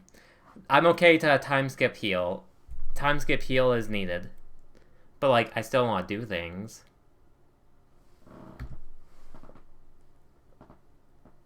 Okay, well, Meanwhile, go Kiku. on a, let's go on a little adventure, shall we? Yeah, where are we going?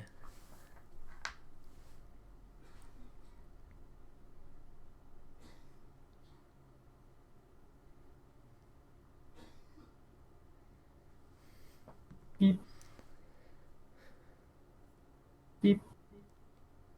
The soft buzzing of some sort of equipment he didn't understand.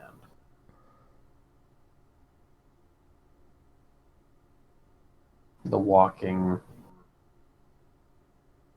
the blurry vision of nurses back and forth. Friendly faces.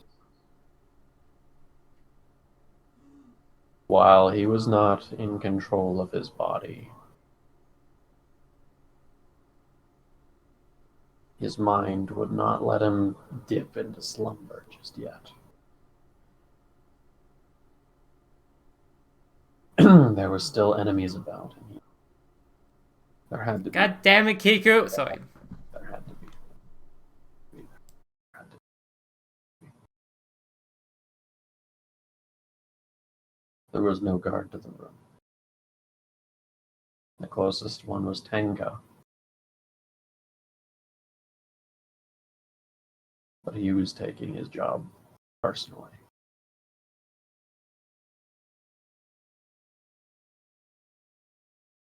Why would Tenga care?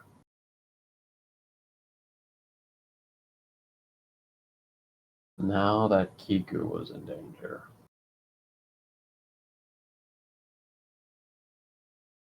why would Tenga even bother? Because we're a team. No, why was he even a retainer is the better question. Because he had potential.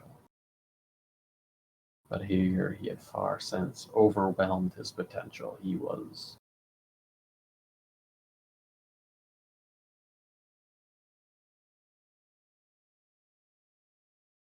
acting as a better leader. He was consistent.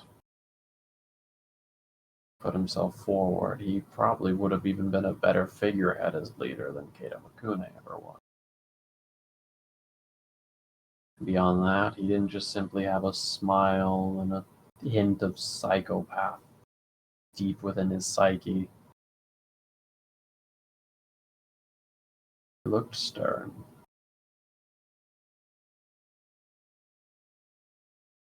That's why they got along so well.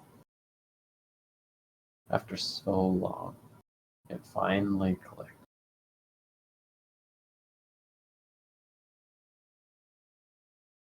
Tenka and Avier were friends. For the longest time, he had no idea. Gambit back of one trying to use the other, or some sort of trade of values, or no, they were just friends. They were serious right now.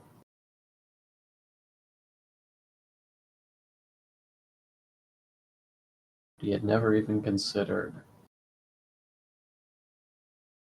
friends.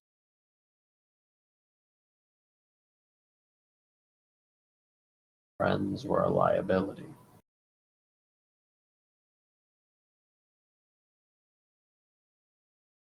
They were. That was the first thing they taught you. Friends are just an excuse for a stranger to get close, stab you in the back.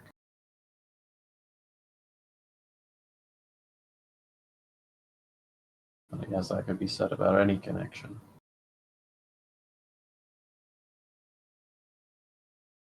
What was stopping him from doing something?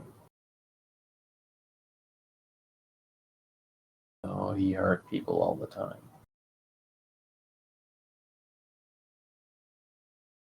He hurt Honora.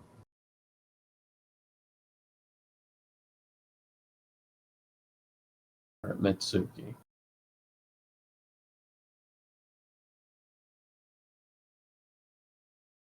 Hurt Elysian. Hurt his daughter Alice.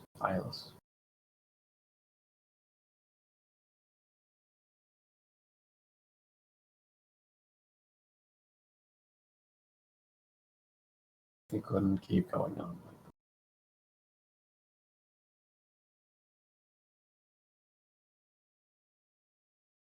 He was going to break again one day.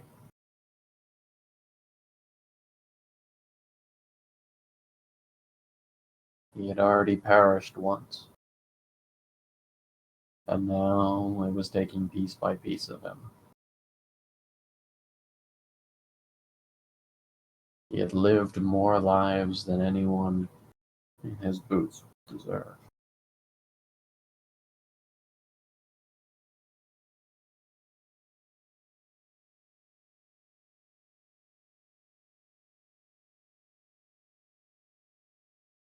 He just needed to kill it all. Maybe all he needed to do was just to kill it all. Any doubt, hesitation. He just needed to keep going further and further and protect people even more and more at any expense until there was nothing left. That was his purpose. Didn't feel like his purpose.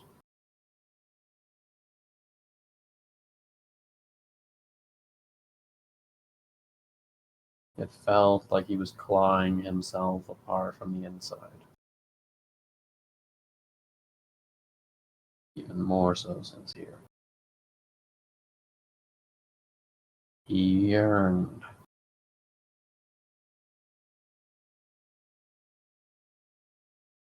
Be a good father.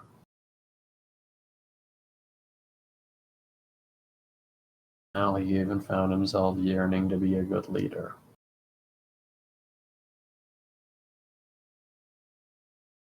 Someone that they could look up to.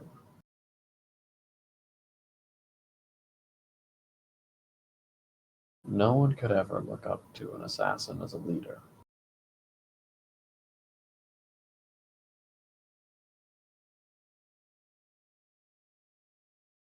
His brutal and cruel efficiency is ever usually complemented by Keita Makune.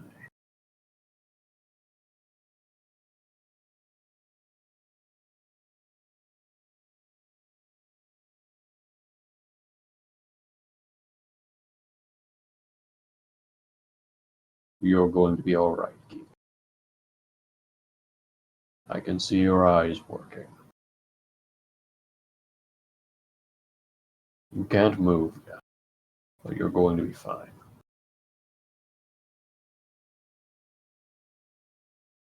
Inka was a child.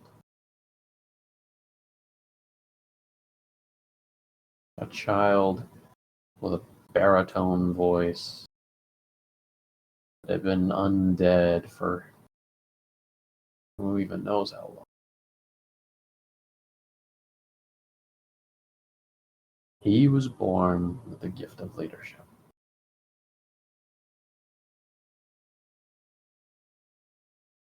He was kind.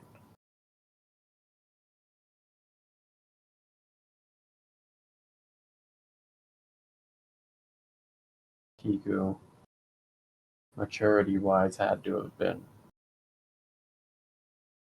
over 12 years older, if not more. Sometimes it felt as if he was as young.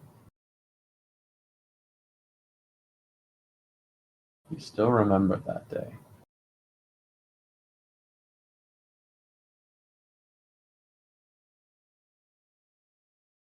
Told him, kill her.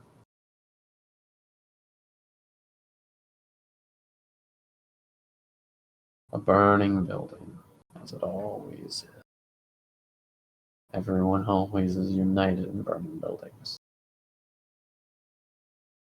Staple to a memory you don't forget.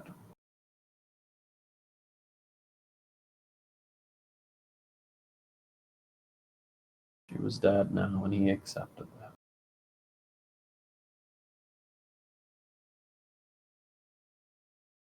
What about Whitecourt? Sarah. Would she just be another burning building?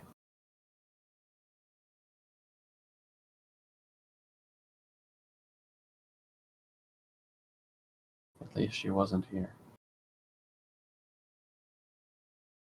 They both weren't.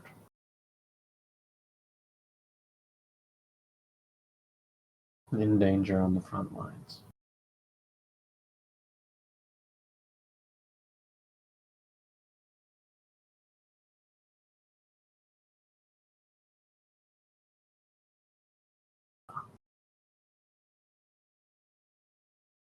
That's it.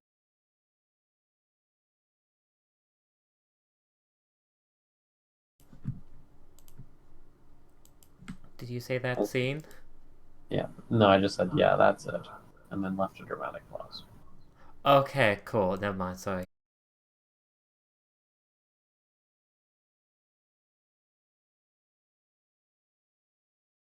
From his eyes, they glazed back and forth as time commenced. Xavier making a mention of how most people can't stay this conscious this long while being out of it.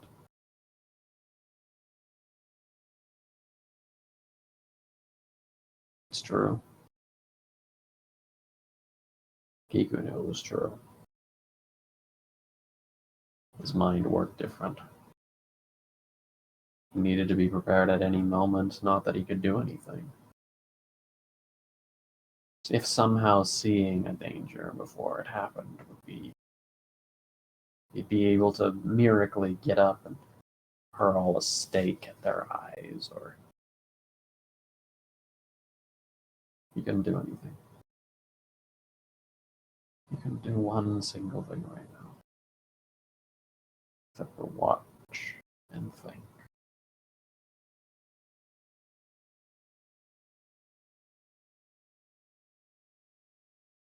And coming into the room.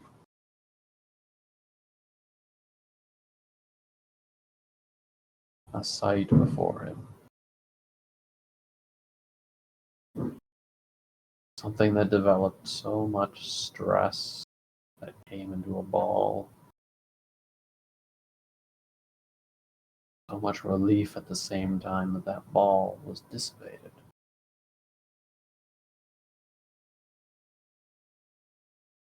As his eyes waned and wavered.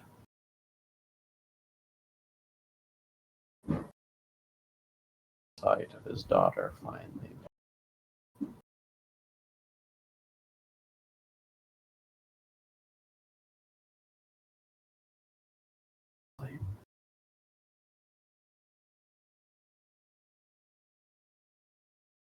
See.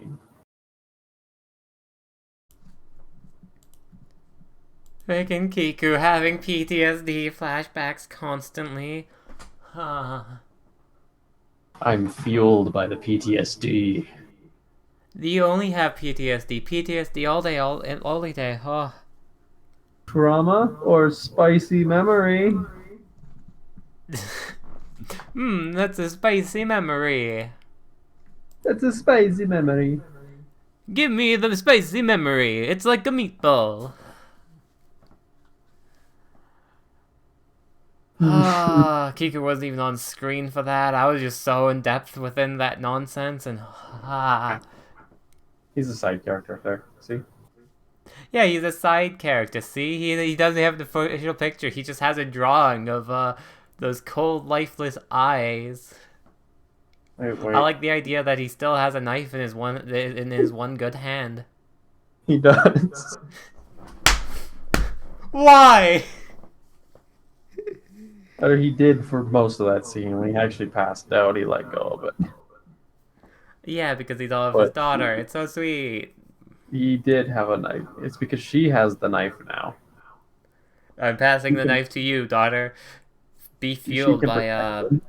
PTSD in the sense that you can never actually accomplish anything and like powerlessness.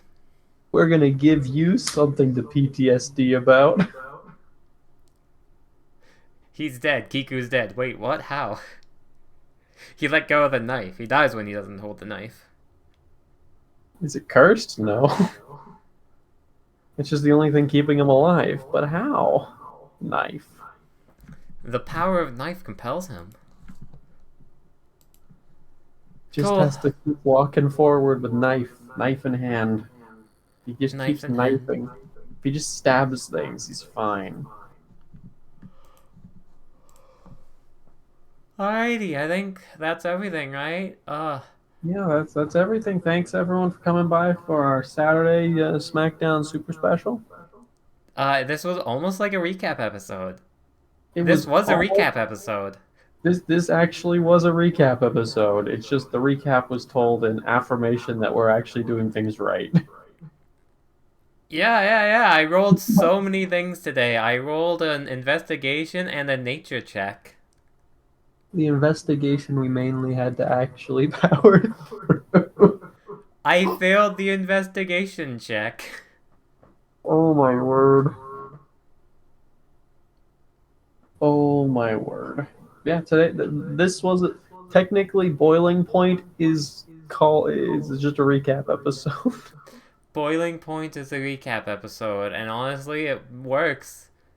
It's getting us up to boiling again. Oh my golly. Oh, Yeah, next episode we'll probably get our stuff together, get out onto the road.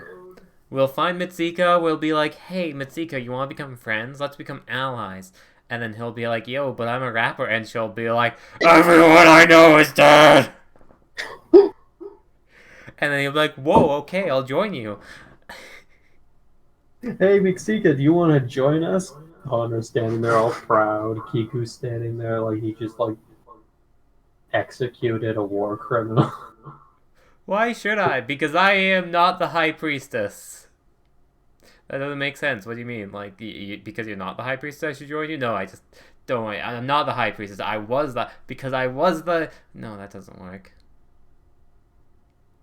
Because it was all a part of the cruel yet ruthless strategy. That doesn't sound good. That sounds awful, actually. Cause things are going down. And it's not your career as a rapper. You're gonna get Because we're the you're gonna only get- two sane individuals in this war. Everyone else is a monster. You're gonna get Kongming so hard. Listen, kid, I inherited this staff from Yazoo. That means I'm your manager now. He's been managing you from the shadows this entire time. Did you think that Hiroko Moto could do it? No. He's insane. He doesn't know what he's doing. He just calls himself the man. Yazoo was doing it the whole time. You should have had Yazoo with you. What are you, a scrub who's too weak and incapable of, like, you know, getting a good servant like me? I have a sociopath and another sociopath. A good servant like me, the 3-star caster. That 3-star caster was, like, pretty much a 5-star. That was not a 3-star caster. That 3-star caster was like the only reason it was a 3-star caster is because like it Yeah, was like- from the wrong time. It was a variant. He was a 3-star caster Because this world fundamentally did not accept any of his accomplishments as real because it's Happy Town. He was sent My here to God. heal like the rest of us. He was sent to heal, and then he started a great war. Well, no, actually, he was just in the Great War. He didn't start it. Yeah, He probably but he didn't started heal. this. Do you really think Yazoo had nothing to do with starting the Great War? No. He absolutely had a part in it somehow.